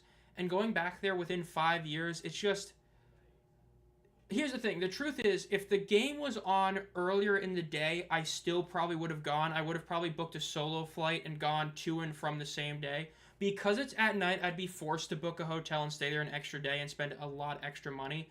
That's the biggest reason I'm not going this year. Because the game is at night, which again, it's great for the league that's at night. Let me start by saying that's awesome for the league. It's going to be at a great time. Because it's at night, there's no way I can just fly to and from that same night. And so with that issue being there, it just wasn't worth me going, right? I hate that. I wanted to go to every UFL championship game, but I ain't spending over $1,000 to potentially see another 25-0 Birmingham San Antonio type of game. You know what I mean? But yeah. Stars definitely got to come back soon to be great. That USL championship, my favorite. It was an awesome one right there for sure. 2022, I mean, great crowd for sure. The drama with both Cookus and Jamar going down, seeing the backups come in. The Scooby pick six is probably the most iconic play in spring football history, like in this era. It's wild. G-Man showing the community emotes. Again, if you're a community member, you get to use all 6 of those team emojis. We will add a 7th once you get enough community members, as low as 99 cents a month. Get an exclusive video every month. That's a sports video that's not UFL, as well as other benefits. How you rate St. Louis as a team or a city? As a city, I'd say I'd rather go to Memphis. There's more stuff to do in Memphis. There's more stuff to do in Nashville. Yeah. If this was a few weeks ago, I'd say it probably would, but at this point, I'd say no. At this point, I've kind of already decided I'm not going to go. Like, I've already mentally decided I'm not making that trip there. 2nd and 6 ball snap, looks to the right side of the field. It is caught at the 30-yard line. It's going to be about 3rd and 2. There is a flag. So that's the one thing I would say. Like, if this was a few weeks ago, maybe, but I've kind of already mentally decided that I'm not going to go. So it's like, at this point, it's not a matter of money being an issue. It's a matter of I don't want to spend that money for just, you know, I love the UFL, but I don't want to spend $1,000 for a 3-hour football game. You know what I mean? So that's kind of what it is I've kind of already mentally decided it's just not worth it.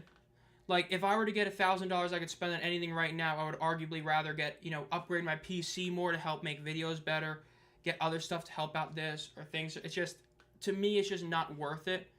Again, if it was in Birmingham, I would have been there. If it was in Audi Field, I would have been there. If it was in Memphis, I'd have been there. But I just don't want to go again to St. Louis. I think the fans in attendance in Week 10 are feeling a little cheap because their home teams are phoning it in this week. To an extent, I would say so. Well, the games that don't matter at all, which is there's only one tomorrow, the one with the Renegades, Brahmas, they should be trying. I think it's a mixture of, I think the people for this Panthers team are coming here to kind of prove a point. Ball is snapped, it's a handoff, and they get about 10 yards on the ground. It's going to be about 3rd and 10 after the penalty. Because for those fans here today, this is kind of like proving a point, like, hey, we could have had a playoff game held here, we would have showed up. But I do agree to a point that, yes, it is kind of sucky, but even in the NFL, it happens as well. Like, just like in the NFL, once you're talking about, like, week 17 and 18 games, you kind of have to know that a lot of starters aren't going to play if there's a playoff game in there. So I would say 50-50, I agree with that, and 50-50 I don't because of that fact. But especially for this game, like, you came to this game for the Jake Bates bobblehead chance, to see Jake Bates in attendance, the cheaper tickets, to still see a football game. And it does suck that you didn't even see Perkins play for a bit, but, you know, it is what it is. Ball is snapped, they look in the middle of the field, throw it. It is going to be potentially intercepted, but it gets tipped, and it's going to be incomplete. We have not gotten one yet. Michigan is usually, like, again, during the fourth quarter, so I'll probably see it there. So we'll have to wait for the fourth quarter for that to really come out.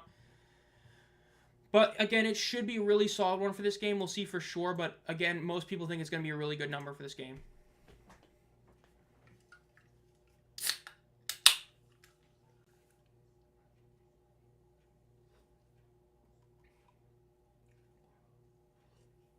They're going to be forced to punt. This looked like a great chance for them to score something, and then that penalty really hurt them. Punt is up. It's going to be fair caught at about the 8-yard line.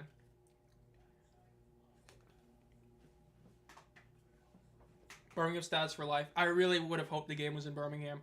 Like, Audi Field or Birmingham would have been sick, because Birmingham I would have stopped and seen some friends in Georgia before going to Birmingham, so I would have been able to stop for a night. And it wasn't Audi Field. Audi Field's literally less than, like, 7 hours for me. Hey, that's not there. Do you like that they keep the XFL scoreboard design for ESPN? I do like seeing it be different between both networks. I do like that they've kept it the same. They're not doing like the NFL stuff where they're changing it every year. Like, I do think the scorebook for Fox is better than ESPN's, obviously, but I like that they're not changing it every single season. That's what I really hate about the NFL, is you get a new one every single network every year. Ball is snapped. They hand it off. Coburn goes to the left. He's cutting back to the right, and he's going to lose about 4 yards on the carry right there. No college baseball before the UFL championship on ABC. I doubt it. I think the championship should be over by then for college baseball. I don't know when it ends, but I would imagine it'd be over by then, because, I mean, that's still like 2 weeks out.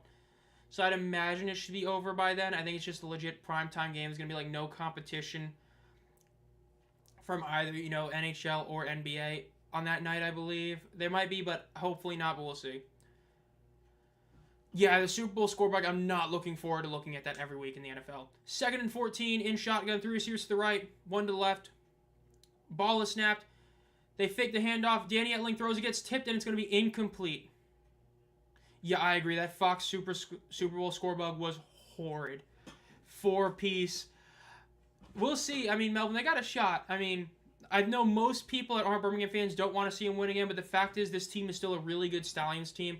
Are they as good as the last couple of teams? Absolutely not. But are they still an absolutely brilliant team? Yes. They can still get it done. Jamar Smith has been looking really solid the past few weeks.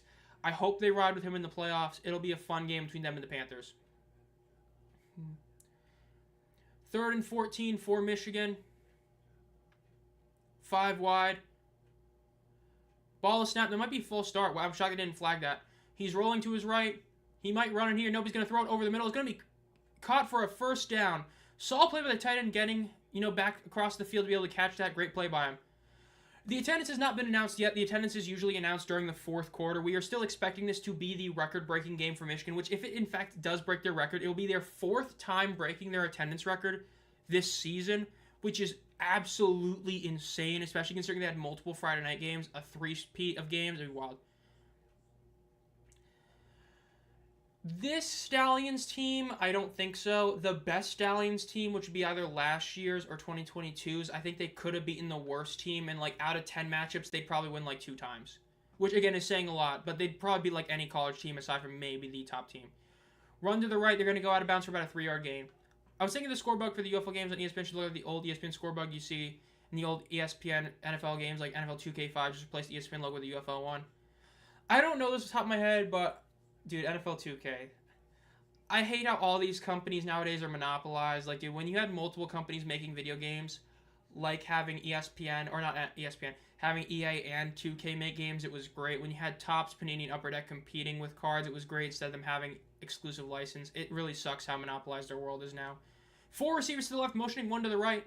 Now it's 2 receivers on the right, 3 to the left. Ball is snapped. Throws it over the middle. It's going to be caught for a first down. Then some more. It gets tackled just shy of the 40-yard line. Really solid play there. Again, the right tackle is pulling a bit of that Chiefs stuff, like I believe it was Jawan Taylor doing it, where he's basically running or moving as soon as the ball is snapped. He's got to watch out. He might take a false start penalty if he keeps this up. That could definitely hurt Michigan, but we'll see. Just be on the lookout for that. They might call a false start soon at number 72.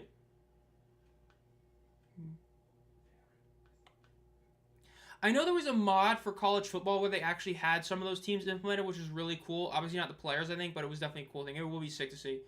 They fake the handoff. Etling looks to the right. He fumbles the ball. It's Houston's ball. Terrible by Etling. He just stood there and let them hit him from the back, bro. That is some terrible play by Danny Etling. That's on Etling. That's not on the O-line. You cannot just stand there not moving while the pocket is collapsing, holding the ball as if you're about to throw it. That was terrible play by Etling right there. Great play by the Houston defense. Houston's ball once again. Skip Holtz is coaching for the Generals. Like the Jets and the Giants would have been good-bad for a couple years. They would have huge crowd support. It will be something to see. I mean, Skip Holtz definitely a big what-if. Because, I mean, man, even without Zach Potter being the GM, the team is still great. It's absolutely great. Roughnecks players jealous of there's fans of the game, bruh. I could see that. I wouldn't be too shocked. I think that with the NFL wanting players to be in the flag football, it's going to be tougher to see. But I wouldn't be super shocked. Like a guy like Vinny Papale, who has done like flag football in the past. I would not be super shocked if a couple of these guys end up trying to do that. Boost their own name, boost the league's name. Wouldn't be shocked. That would be a big call if you get that one right. Michigan getting an INT. McClellan is in shotgun. Two receivers to his left. Ball is snapped. They hand it off. Goes to the left. Gets tackled out of bounds at about the 32-yard line. I think there would be a chance. The 2020 Roughnecks is always hard because they only played about half a season. That would be a really good game between those teams. That would be a great one. I don't remember fully that Roughnecks PJ Walker team enough to be like 100% sure if they could or couldn't, but that would be a good game. I know Mark Thompson, by the way, another thing, he was on X basically trying to act like this team, the Roughnecks, are going to lose this game, and even if they win against backups, you know he wants Michigan to win this game. That's another storyline for this game. This is the last play of the third quarter here. Unless they're going to let it ride out. Yep, they're going to let it ride out. So we're going to go to the fourth quarter. It is 19-9 Houston over Michigan. But Mark Thompson, man, he wants us to lose. Oh, so we are freezing. Not great.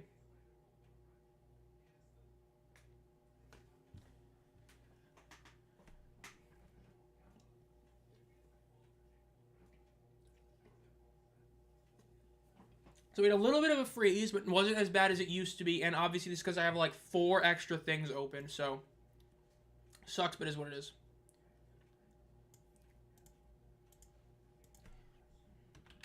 I'm sorry, I'm not spending no goddamn $500 for a Switch 2. Like, I'm good.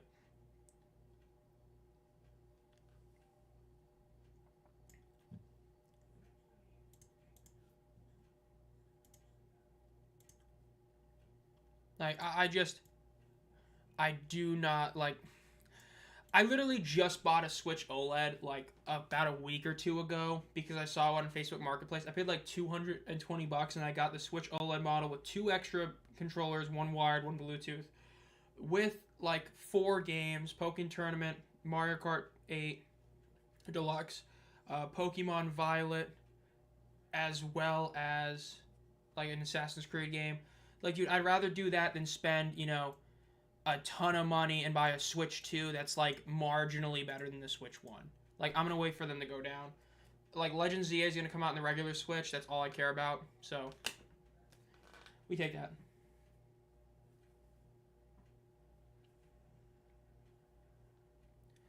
$20.94 Stallions would need to expand their roster to have a chance to get a bad NFL team.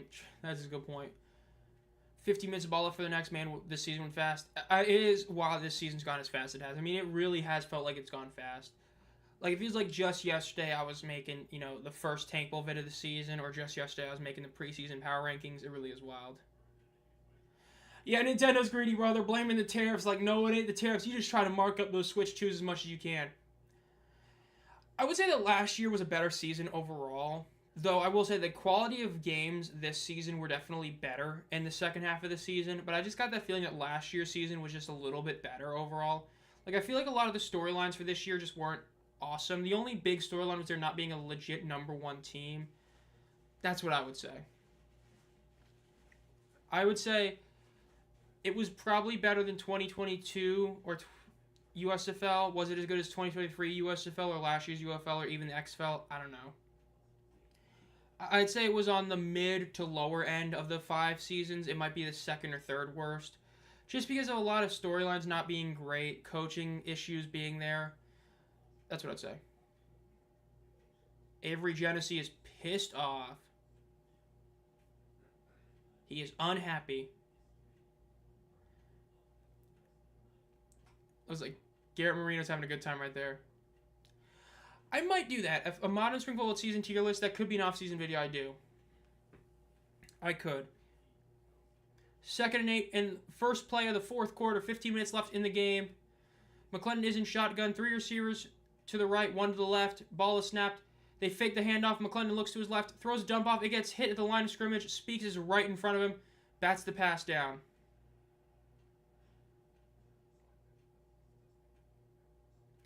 Do you like the Renegades or Panthers more? Oh, the Panthers more. Panthers easily our favorite team. The Renegades were just my favorite XFL team, but Panthers were definitely my favorite team overall in spring football. 3rd and 8 now for the Roughnecks. Let's see what they do here.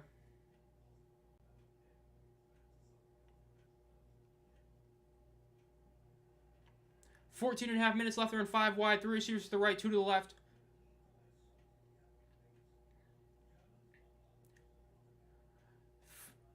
Wow, where's the timeout of the flag? There's the flag, delay of game. That was rough. They literally just wasted so much time. CJ looking sad on the sideline for that. Classic. So it's going to be about 3rd and 13 now after the flag. Definitely not what you want to take if you're Houston, but is what it is.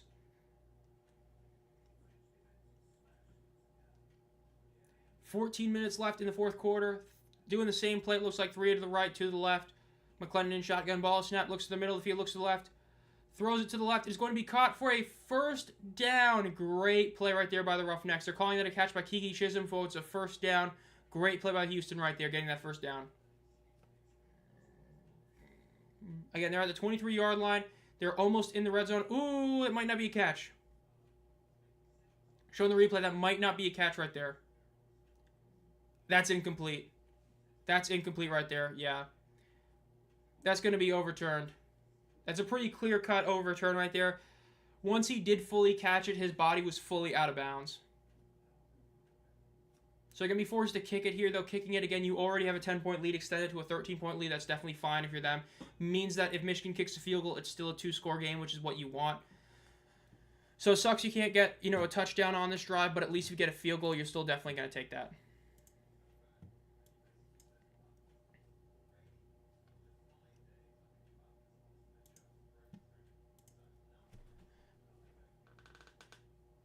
Fourth and 13, they're going to punt this one, or they're going to kick this one here. That's the correct call.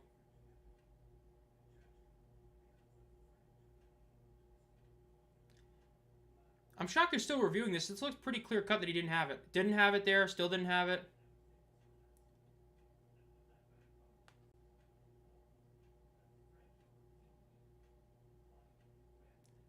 I do not know how expensive CFL tickets are. Somebody else in chat probably knows exactly how much, but I do not know exactly how much they are.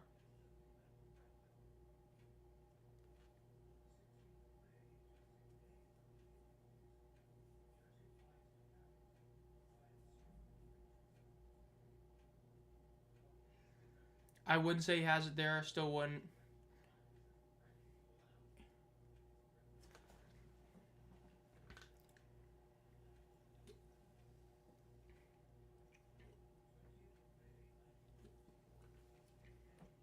It does not look like a catch to me.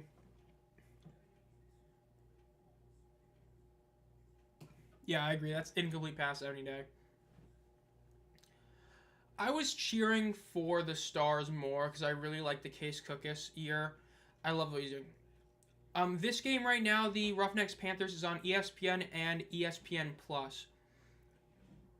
But yeah, the 2022 USL Championship, I would definitely say that I was rooting more for the Stars, but that was just a great game. 54-yard field goal attempt. This is a long one for Blewett, but let's see if he makes this. If he makes this, again, it's a 13-point game. Makes it really tough for Michigan to come back. They're faking it. He's going to run it. He's nowhere near it. And it looks like he might be down. He's nowhere near it.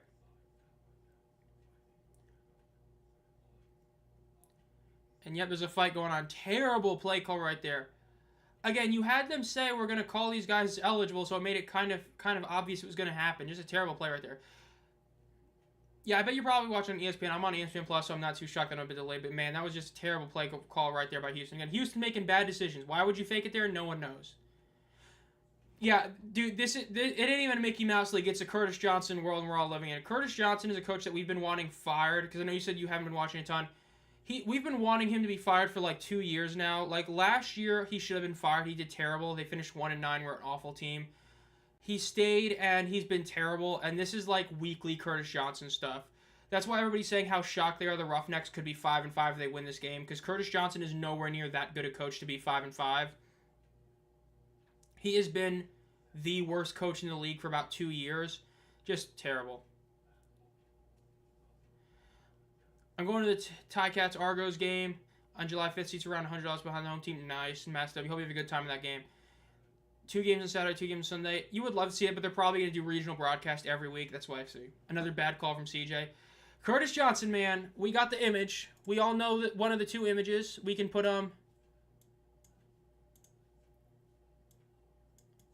Okay, so something's wrong with my OBS. Unfortunate.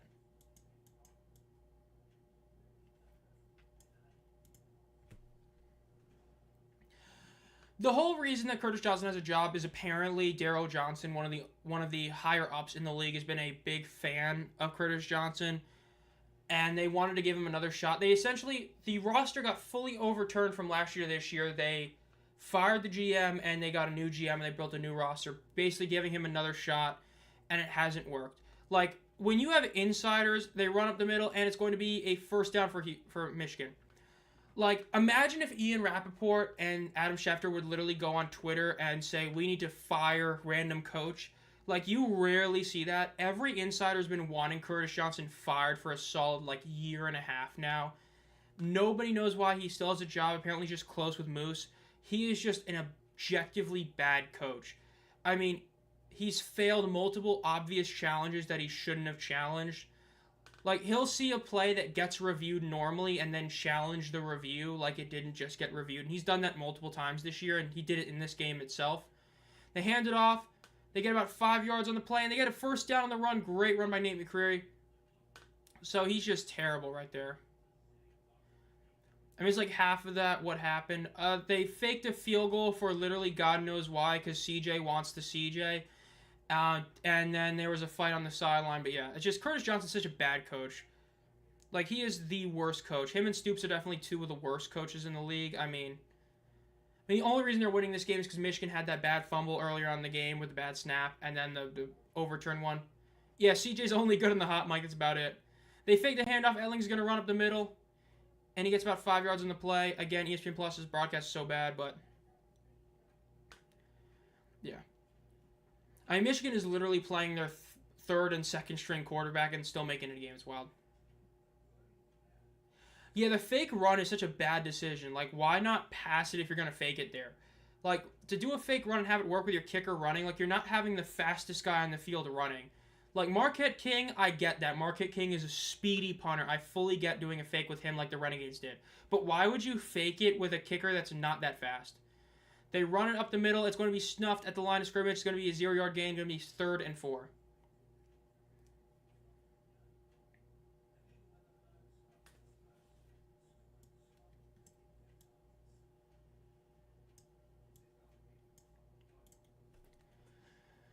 Definitely rough. I mean, Curtis Johnson, man, hopefully he's gone. I still remember the Michigan versus Renegades game this year when we won, and I actually jumped out of my seat and was like, let's go. That was a wild ending. Perkins and Toa getting into the end zone and getting the 1-point conversion. That was a great game. 3rd and 4 for Michigan. Ball is snapped, looks to the right side of the field. Etling throws it to the middle, and it's going to be caught. First down up to the 30, the 25, the 20. Still inbounds. Gets to the 15. And he's going to be down. Absolutely great run after the catch right there. Great play right there. Because CJ wants to CJ. I mean, ain't the truth, bro. Curtis Johnson and bad decisions. I mean, that's literally as good a combination as butter on toast. I mean, come on.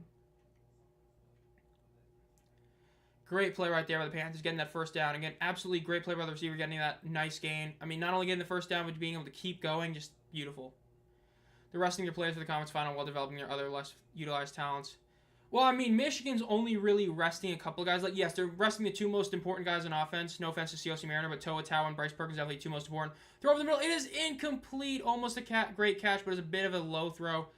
But, I mean, no Toa Tawa, no Bryce Perkins. Definitely hurts Michigan. But, like, I mean, you still got a lot of other starters playing, but they're obviously not fully using everything yet. Is the championship game on both ESPN and ABC? I don't know. I would imagine it's just on ABC. I honestly don't know. I would imagine it's on just ABC, but I don't know off the top of my head. I just know it's on ABC, obviously. It's going to be on, like, I think 7 o'clock or at 6 o'clock, something like that, on a Saturday. 2nd and 10 for the Panthers and 5 wide. 3 receivers to the left, 2 to the right. Ball is snapped, looks to the middle of the field, throws it deep to the right. It is incomplete. Not great.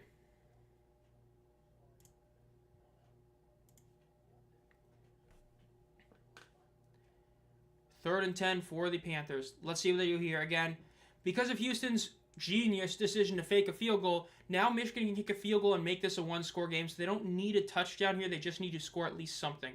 3 receivers to the left, 1 to the right.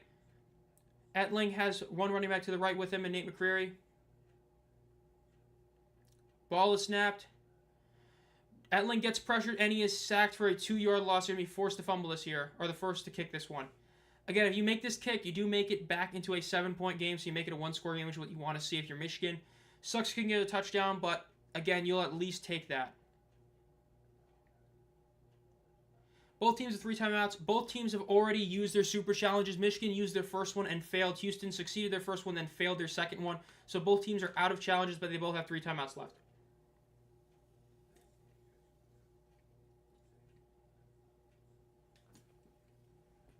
"34-yard attempt from the weakest kicker in the league. Let's see if he makes his kick. Kick is up, and it is good. 19-12, Houston over Michigan. This is what you want to see. You want to see BT Potter making these kicks. Historically, he ain't a good kicker. He has not been at all this year. But the last week, that was solid. Oh, 16K crowd. Absolutely beautiful.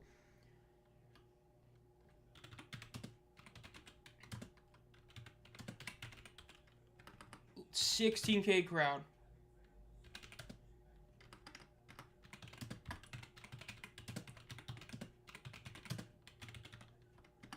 Their all-time attendance record.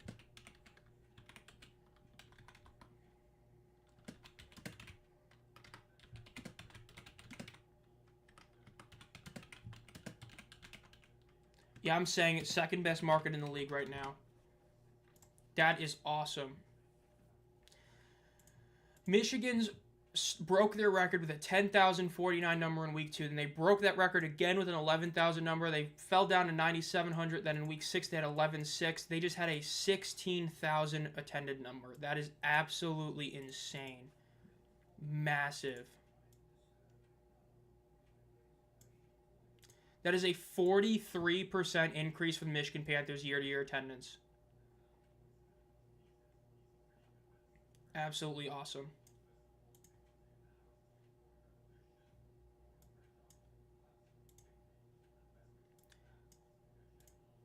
Yeah, the underdog not having betting lines despite being a sponsor is definitely hilarious.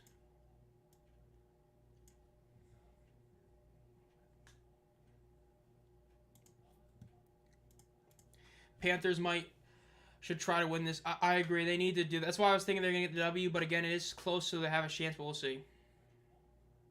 Michigan is out here proving the UFL. I mean, this is the best number of the entire season when you consider this team never had above, like, 10,000 after last year, and they just hit 10,000 4 out of 5 times, and they hit 16,000. I mean, this is the highest number by a non-Michigan, or by a non-Battlehawks team all year. The highest number for DC was 14-6. This was the second best, or this was the best number of the entire season for a team that wasn't Michigan.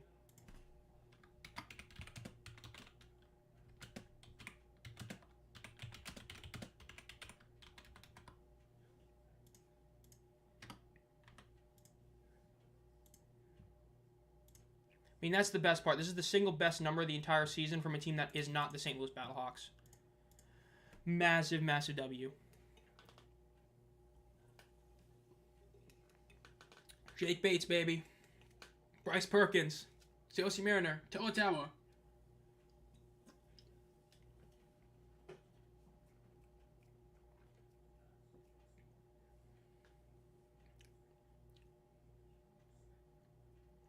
Curtis Johnson.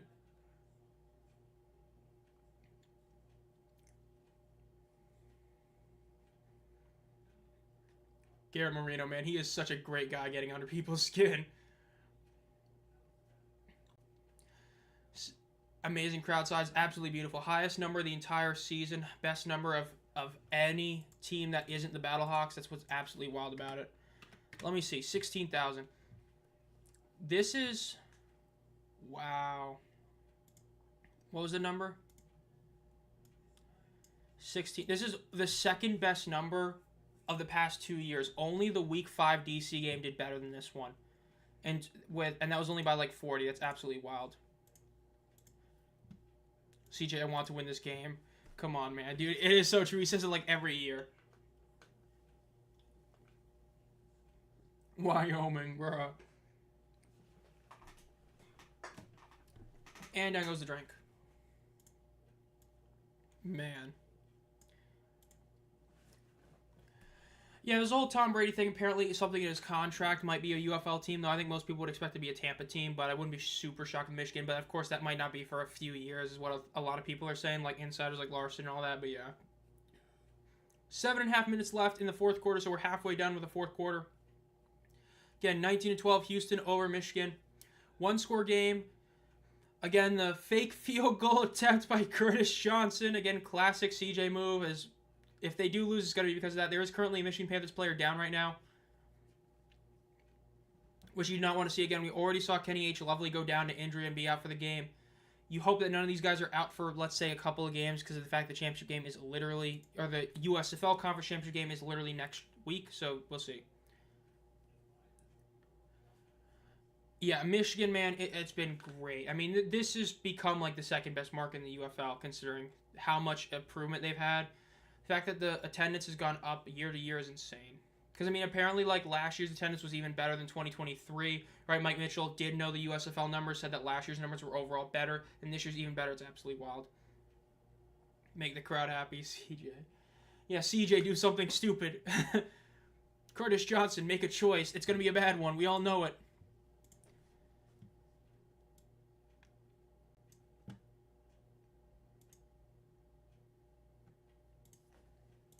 Let me see what the Discord's saying while we're in commercial break due to the injury timeout.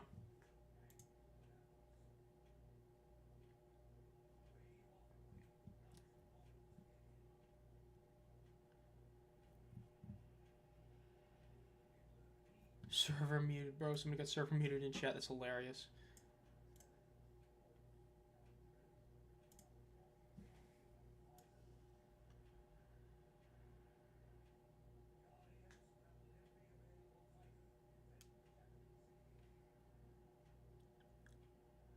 The Michigan Panthers added a couple guys apparently at some point. Yeah, that was talking about the guys that they got added earlier in the season. Man, absolutely beautiful.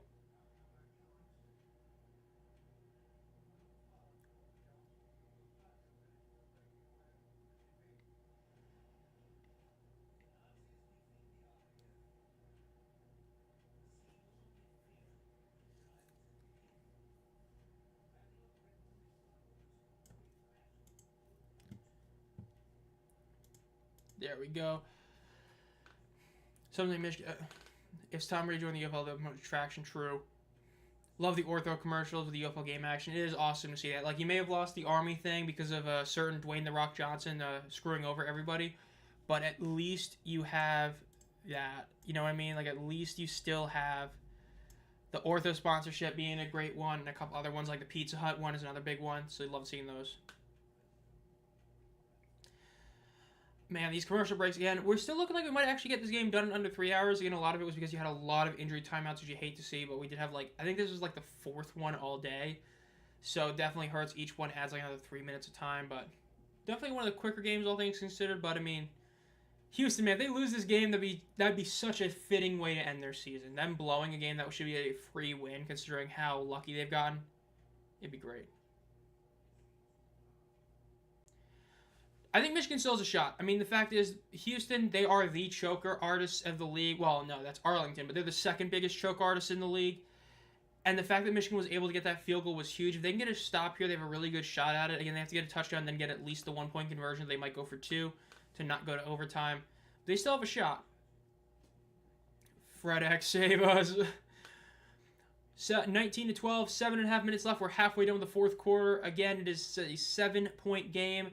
Houston does have the ball, though they are in their own 25-yard line. In shotgun, 2 receivers to the right, motioning one of them to the left. Going back to the right, 2 on both sides of the ball. Ball is snapped. They hand it off. Gets about 5 yards on the carry. Gets about 6 yards. Solid first down play for the Roughnecks. Going to be about 2nd and 4. Yeah, Michigan definitely still has a shot. If they can get a stop here, that'd be really huge for them, especially. But yeah, Michigan definitely shot unless Houston gets a dingbat up the sideline. Yeah, dude, Curtis Johnson gonna do something else that's really stupid. Gonna waste a timeout when he really shouldn't, which he did do in the first half also. Or he's gonna do some really bad play call where he decides to throw it 4 times in a row on like a 1st and 1, which he basically did twice this game already. 2nd and 4, 3 receivers to the right, 1 to the left. Ball is snapped, looks to the right side, throws, is going to be incomplete, was not able to make that catch. 3rd and 4 for the Roughnecks. Is the Roughnecks going to choke again? They probably will. Houston and choking, man. Classic. 6 minutes and 40 seconds left. Again, both teams still have all 3 timeouts left. The second most popular team. I think at this point they probably are. I mean, them and the Battlehawks seem to be 2 most popular teams overall, at least from what I've noticed when you go to like places like Reddit, Twitter, Instagram, UFL cards, and all that. It just seems to be stuff that's sold out in the shop. 2 receivers to the right, 2 to the left. Ball is snapped. Looks to the right side of the field. Rolls up in the pocket. He gets pressured. He's going to get sacked and taken down for a 1-yard loss. Michigan does force the punt. They forced the 3 and out right there. Massive play. Looks like Michigan could come off this, could make this comeback here. Absolutely wild play by Houston right there. I mean, just not great. We want overtime. It would be sick to see an overtime game. We've only had 2 all season. Hell, in the UFL's history, we've only had 2, and both times the Showboats somehow won it. Isn't it great? The Showboats have 2 wins all season. They're both in overtime. McClendon is still hobbling again. He got hurt earlier in the game, just played through it, saved us all from Anthony Brown, which is great, but yeah. That's not good. You do not want to see Anthony Brown come in. If he comes in, Anthony Brown plus Curtis Johnson is a recipe for you're screwed. Panthers do use their first timeout here, so they're going to be down to 2 timeouts left, 5 minutes and 47 seconds left. Again, they need to get a touchdown and then at least the 1-point conversion. They might go for 2.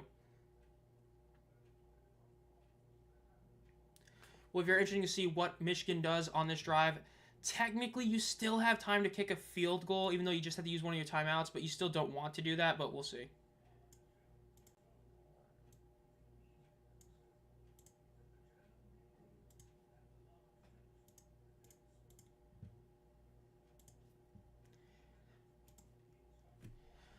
Let's see, maybe Curtis Johnson calls another fake here. That would also be hilarious.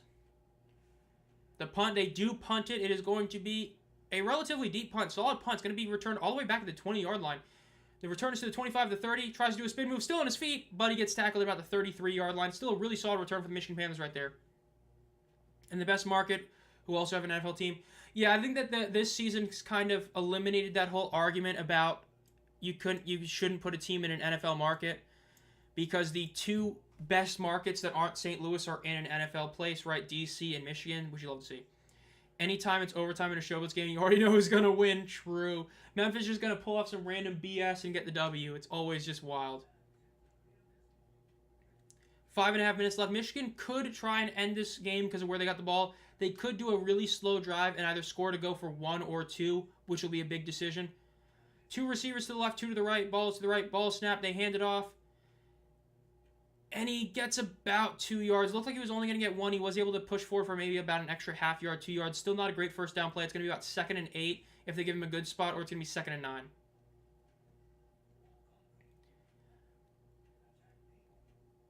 Again, at this point in the game with Michigan, you kind of want this to be the last drive of the game if possible. make a very slow, methodical drive down the field, eat up as much clock as you can, either give Houston the ball with like less than 30 seconds left or just straight up have it be last play of the game as a 1-point or 2-point play. Ball is snapped, looks to the right side of the field, throws it to McCreary, who catches it and gets the first down unless they give him a bad spot. That might be a first down there. Solid play by Nate McCreary right there. They are gonna call him out of bounds about a yard shy of the first down marker. Still a really solid play to get them within like a 3rd and 1. No, they're all calling the first down. Okay. That's what you want. Keep this clock moving. Get the first downs. Don't go for the huge plays unless you have to. Just kind of eat this clock up. Get far downfield. Solid play right there. They're at the 43-yard line in Michigan territory. They have to get a touchdown and then at least the 1-point conversion, or they might go for 2. Ball is snapped. They hand it off once again. McCreary cuts to the right. He gets about 5 yards on the carry. Very solid first down play there. Again, this is what you love to see. If you can get about 5 yards every single play, back-to-back plays, you get a first down, keep this clock moving, force Houston to use their timeouts, make the 2-minute warning go away. That would be great if you're Michigan. This game reminded of my Texans versus Lions game. I remember that game. That was a wild game last year. 2nd and 5 for the Panthers. 2 receivers on both sides of the ball. Ball is snapped. Looks to the right. Rolling up in the pocket. He might run this. He's going to run it. Goes out of bounds about the 45-yard line. I'm going to call it the 44-yard line in Houston territory, though, of course, the clock is still going to keep moving, which is great. Yeah, Etling orchestrating a comeback is absolutely wild. They're at Sling, where we choke and lost by a field goal. That would hurt if this game ends up like that, because it still could, technically. Now, remember, in the UFL, there is no kicking extra points. It is obviously going for 1 at the 2-yard line, 2 at the 5-yard line. Michigan has been the best team at going for it at 1, which is why there's a good shot they're going to force overtime because of 2-point conversions, but they might do the 2 just to try and win it, but we'll see. 3.5 minutes left on 1st and 10 at the 44-yard line in Houston territory. Ball is snapped. Fake the handoff. Quick throw over the middle. It is going to be incomplete. That looked to be a great catch. Instead is incomplete. Samson Nakua, the brother of Puka Nakua, was not able to make that catch. Hate to see that one. Samson Nakua, the guy who also famously was suspended for a game this season for slapping a St. Louis Battlehawks fan, which, yes, that happened this season, and yes, he got suspended for it, which is absolutely wild. 2nd down. That was a great play. Just a shame that he was not able to catch that one. Going in 5 wide, 3 receivers to the left, 2 to the right. 3 minutes left in the game. Ball is snapped. Looks in the middle of the field. Rolls up in the pocket. Evades the sack. Still on his feet. He's got to throw this ball away or do something. Throws it. It is caught. Incomplete. Oh, that's another drop right there. Really hurts. That's another bad drop. If he had caught that, that would have been about 3rd and about 4. Instead, it's another drop. It's 3rd and 10. This is 4-down territory pretty much at this point. You got to go for it on 4th down no matter what. Unless you really believe BT Potter can make a super long field goal and then you can go for the 4th and 12 to get the ball back. So again, 2 minutes 46 left. Timeout's called. Oh, injury timeout for Houston, it looks like. Danny Dimes. Danny Dimes. Dude, I saw a Daniel Jones rookie card the other day for like $10. I'm just like, man, this dude used to be like worth over $100 in this card. Keenan Isaac, cornerback, is down right now. I think it's a bold decision because you have to get that 4th and 12. Because at the end of the day, it's if you're going to go for the 4th and 12, if you're already going for 4th and 10, why not just go for the 4th and 10? You know what I mean? Because here's the thing. If it was a 6-point game, I would honestly think about it. Because if it was that kind of game, right, you go get the field goal, go for the 4th and 12, get it, you're at a 3-point game. But a field goal doesn't really do you that much good here. So I feel like if you're going to go for it in 4th and 12, you should just go for it in 4th down anyway. I think that this is 4-down territory if you're Michigan. Battlehawks fans basically act like the Battlehawks are an NFL team, basically. Kind of true. Again, 2 minutes and 40 seconds left in the game. Yes, Michigan did have to use a timeout, so in theory, if they don't get this, they still could play defense, but I would go for 4th down.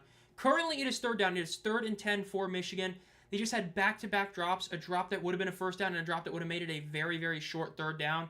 And now they're going to be forced to throw it again here. Though, honestly, I wouldn't be too shocked with the run play. Try to get about 6 yards on it and make a very shorter 4th down conversion. We'll see, though. Nope, they're lining up in 5 wide. 3 receivers to the left, 2 to the right. Could still see a QB draw, but let's see. Ball is snapped. Etling rolling to his right. He's getting pressured. He evades the sack. He's going to just try and gain a couple yards. He gets about 3 yards and goes out of bounds. Panthers are wanting a flag here. There's a bit of fighting. A flag could be thrown here. Could screw over one team. No flag is thrown. Remember, they can review this. Mike P could review this to see if there's any sort of flag on either team here. Either way, this is at least going to be a 3-yard gain for Michigan. Make it a shorter 4th down, but still not great. Looks like no flag was thrown. Panthers fans are raining down boos, wanting a flag on the hit on Etling. Again, this can be reviewed, but this could either backfire on either team. Showing the replay right now. Etling's going out of bounds. That's a perfectly fine hit in my book. In my book, that is a perfectly clean hit. I wish I could sit here and try and glaze the Panthers. That's a perfectly fine hit. He was still inbounds when the hit was initiated. It's hard to say he was going to go out of bounds. That was a perfect no call. Got to give him a lot.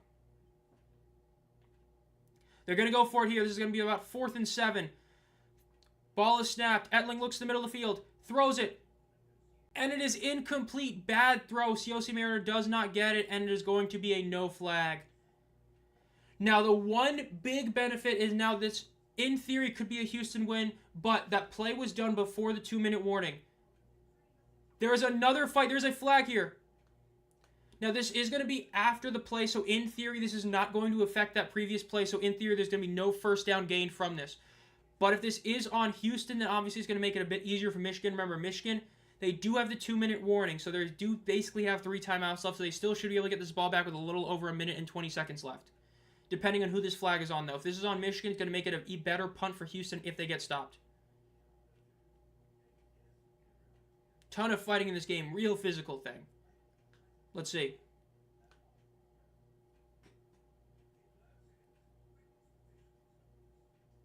Trying to get people off the field. The guy's just not respecting Curtis Johnson. They're just not going off. They're still talking about this. No flag has been said, but there was a flag on the field. This is going to be after the play, though. Unless this is DPI, which would be wild. After the play. Personal foul against Houston. So this is not going to give them a first down. This is going to just punish their first down on their attempt.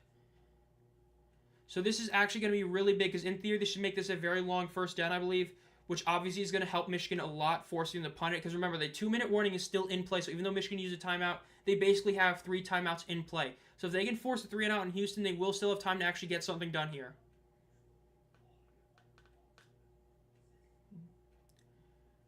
Showing the replay in that pass right there. Again, that was 2 bad drops, really hurt Michigan. The drop in first down by Sampson would have been a first down, and the really bad drop by the tight end on second down would have made it a very short third down.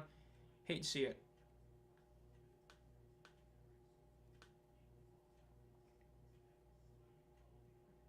Still showing replays of the whole scrum. That's absolutely wild. 2 minutes and 3 seconds left. Again, Michigan has 2 timeouts left. Houston has 3. It is a 7-point game. But the penalty obviously hurts Houston. It is going to be 1st and 10. Let's see what they do here.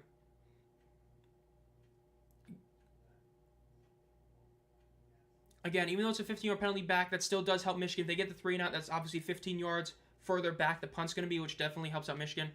Yeah, this is a lot of passion in this game. Let's see. 1st and 10.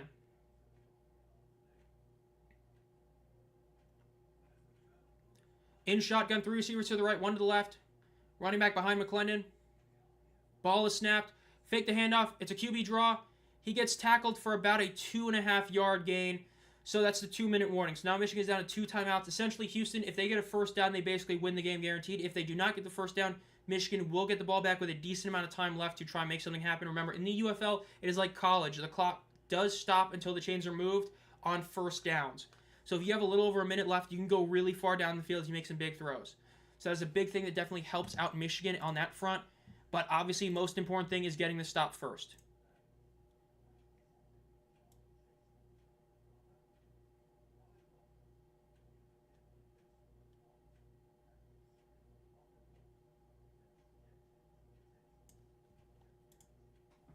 McClendon is going to need rest after this game. Yeah, McClendon's playing through like multiple issues on his legs, bro. He's just going for it. I mean, you got to give a lot of respect for him, really.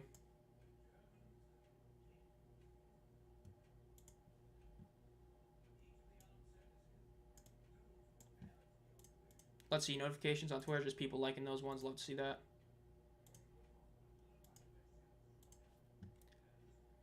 Again, so far, well, we'll just check the stats real quick. McClendon is 17-30 for 193. Again, not great stats, but still not the worst we've seen. Danny Etling, aside from the interception, he's basically been the exact same as Rocky Lombardi, though he has more yards. He has 70 yards compared to Rocky's 61, despite having 3 less completions. Both are about 45% completion percentage, but obviously one of them had the pick six, which really hurt, obviously, Michigan. Ground game for both teams is still not a ton, though. Nate McCree has made a few big runs. Will be interesting to see exactly what Houston does here. Again, the worst thing Houston could do here is what they've been doing all game, and that's throwing the ball when they really should. You got to run this ball to waste those timeouts. You do not want Michigan to have any timeouts left when they get the ball back. The worst thing you do here is throw an incompletion, stop the clock, and make it to where Michigan doesn't have to use a timeout. Because, of course, with Michigan, if they end up having to use their timeouts, right, they're going to be limited on what plays they can do on offense. Yes, the first down still matters, but obviously means inbound plays are still going to be harder for them to actually convert and do it effectively. So, CJ, again, 2 situations this game, he has been throwing the ball when he should have ran it. There's one time near the end zone where he kept throwing it instead of running it, and there was obviously the time on 3rd and 1 where he threw it in back-to-back plays. This is another scenario where you do not want to throw this. I understand that you want the first down can end the game. But your defense has been playing really solid against this Michigan team without Bryce Perkins. Let the defense win it. Just run the ball. If you get the first down, hey, you still win. If you don't get it, then hey, you make them use both their timeouts. You got to punish Michigan for having used their timeout earlier in the game, right? That really hurt them because instead of having an extra timeout in their back pocket, they're going to be down to 0 after this drive as long as Houston runs the ball. But we'll see if they do the right thing. Again, this is Curtis Johnson. You never know what Coach CJ is going to do. He's made a lot of mistakes even in this game, right? Faking the field goal and going for a fake field goal run for some stupid reason. A lot of bad plays by him. We'll see. Again, Nolan talking to his team. They got 2 downs to stop this. And then they got 2 timeouts left. So they should be able to get this ball back with a decent amount of time left. But they won't have any timeouts as long as Houston just runs it. 2 receivers to the right, 2 to the left. Running back right behind McClendon. Ball is snapped. They hand it off. Nobody was ready for it. They're going to lose 2 yards on the play. Wow, that was bad play by Houston. It looked like none of Houston was ready. They were not ready for that snap. Coach CJ is just like that dead stare right there. Wow, that was a really bad play by the Roughnecks. Again, just issues with Houston. They snapped the ball. Nobody was ready, and they ended up losing 2 yards. It's going to be about 3rd and 8 now. We're way better, the spring team. Bro, even the 2023 Gamblers were so much better than this Roughnecks team. Like, I don't know what happened. It's like once the Gamblers became the Roughnecks, they just fell off a cliff. Because even the 2023 team was much better than this one. 3rd and 8. Again, I understand that wanting to pass it to try and end this game is a great thing, but you want to force Michigan to use this other timeout. It's a tough call. I still would play the more traditional style. I would run this ball because worst thing that could happen is you throw it, it gets intercepted, it's an incompletion, stops the clock. You don't want that to happen, but let's see what they do here. Lining up in 5 wide. Again, you could be looking at a QB draw, but this is probably going to be a pass. This is a very bold decision. If it works, hey, it looks like a genius, but if it doesn't, it's bad. 2 receivers to the right, 3 to the left. McClendon is in shotgun by himself. Ball is snapped. It's a throw. He throws it, and it's tipped, and it's incomplete. That's exactly why I was saying you do not want to throw it. That is, again, another instance of Coach CJ throwing the ball when he has no business throwing it. Decided to throw a pass there. It's an incompletion, meaning that Michigan gets to save one of their timeouts. After the return, they're going to have about 1:40 to work with to go down the field. And again, Bryce Perkins isn't in the game, but Bryce Perkins was able to do something very similar against the Arlington Renegades. He had a last-second drive that was less than 2 minutes. And hell, even against Houston last year, they were able to pull off a game-winning walk-off drive against Houston in Week 9. So this has happened before, even to these 2 teams in this same scenario.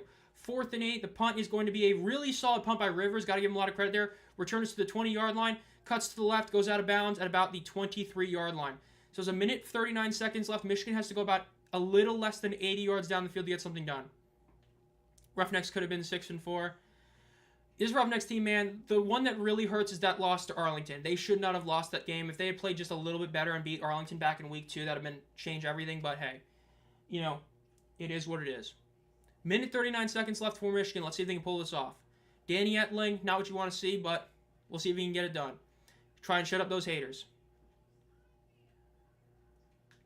2 receivers on both sides of the ball. They throw it, and it is intercepted. My goodness. Classic Danny Etling, man. That's why he's a backup quarterback and ain't the starter. Mr. Clutch Danny Etling. Yes, sir. Terrible play by Danny Etling. Absolutely wild. But yeah, I fully agree with TBT or TDB 610. If Curtis Johnson is back next year, it is because he has pictures on somebody in the leadership position.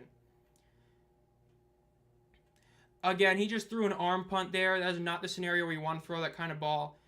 Again, you did have a lot of time left. You still had over a minute and a half left. I do not like the decision to throw a total deep ball by Etling there. The Roughnecks do win. They will finish 5-5. The Panthers do fall to 6-4. Obviously, though, the Panthers have not been playing their starting quarterback the last couple of weeks. Ever since he got the ankle injury and they secured a playoff spot, they were content with playing their backups. Again, no Toa Taua was playing. No Bryce Perkins was playing. Tough loss, but again, this is not the game the Panthers are focused on. The Panthers are focused on next week's USFL Conference Championship game against the Stallions. The Roughnecks hand it off, and they get tackled for about a 4-yard loss.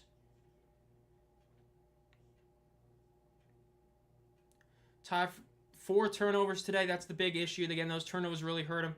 Again, the one that's really going to hurt Michigan is that fumble in the very first drive. For those of you who did not watch the entire game, and the very first drive Michigan had, it was the second drive overall. They had a beautiful drive that was countering Houston's drive. They were in the red zone, and then their center completely whiffed the snap, went to the left of Rocky Lombardi, and it was a fumble, and it gave Houston the ball back. If Michigan scores there, this is a completely different game. That's what's going to really hurt them. This was an okay game. It wasn't as good as last year's game. This was one of those where it was pretty clear the backup quarterbacks were playing for Michigan, right? Even the offense for Houston was not really clicking on all cylinders for Houston, so I would definitely say it wasn't great. And that's not even counting the bad play calls by Houston. I'm just saying the offense in general, not the play calls, which obviously were bad, but yeah. Man, the Panthers at least beat the Stallions next week. The Ford Field's going to be packed next year for sure. 2nd and 14 with the Roughnecks. Ball is snapped. They hand it off to the right. And they lose 4 more yards here. Minute 20 left. Will face Stallions. Yep, the Stallions they have never beaten Birmingham. And they're showing the stats in the UFL era. The Panthers are 0-7, actually. The TV is just showing the UFL stats. In the USFL, they lost both games against Birmingham. So they are 0-7 against Birmingham. If they're going to win a game, they have to win it this time, obviously, to be able to go to the championship game, but we'll see. That game is obviously next Sunday at 3 o'clock. I will be doing a live play-by-play for that game, as well as the XFL Conference Championship game at 6 o'clock that same day. Showing Bryce Perkins, the guy who did not play today, trying to rest him for the playoff game. Ball is snapped. Hand off. Remember, the game is technically not fully over yet. It's over now. He gets the first down, and it's going to be a touchdown. There is a flag, though, but touchdown Houston. We'll see what the flag is, but man, either way, that's a terrible way for Michigan to end that one. Looks like his offensive right there. Bro, people are talking about how bad Etling is on TV. That's great. Or not on TV, but on Twitter.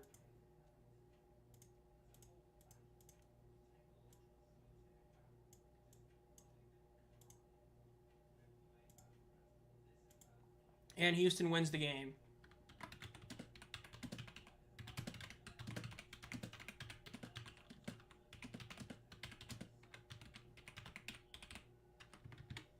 Don't congratulate CJ Johnson. His season got saved by Jalen McClendon. McClendon came in and saved his season. He single-handedly came in and willed this team to multiple wins in the second half of the season. Like, do not give CJ praise. Bro did nothing to help this team whatsoever. Michigan needs to find a way to beat Birmingham for sure. If they don't get it done this year, I don't know if they can get it done. The USFL Championship game will be on Fox, one of them is on ABC, one of them is on Fox. I believe the USFL one is on Fox, the other one's on ABC, and then the actual championship game is going to be on ABC as well. Yeah, $16K for this game is absolutely wild. You love to see that Michigan's crowd showing up.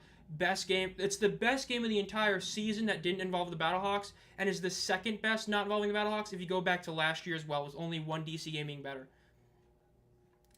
So Houston does get the W. Again, it was a rough win for them. One of those where, Michigan just wasn't playing their best, wasn't playing some of their starters. Houston does, in fact, get the W. This is a much lower scoring game than even I expected, and I thought this was going to be about a 42-point game. Instead, it's barely over 30. Again, would have been higher if CJ didn't make a couple of big mistakes, a couple of bad fumbles happen. Overall, though, this wasn't as fun a stream as last night's wild one, but this was still a good one. I hope you all enjoyed this stream.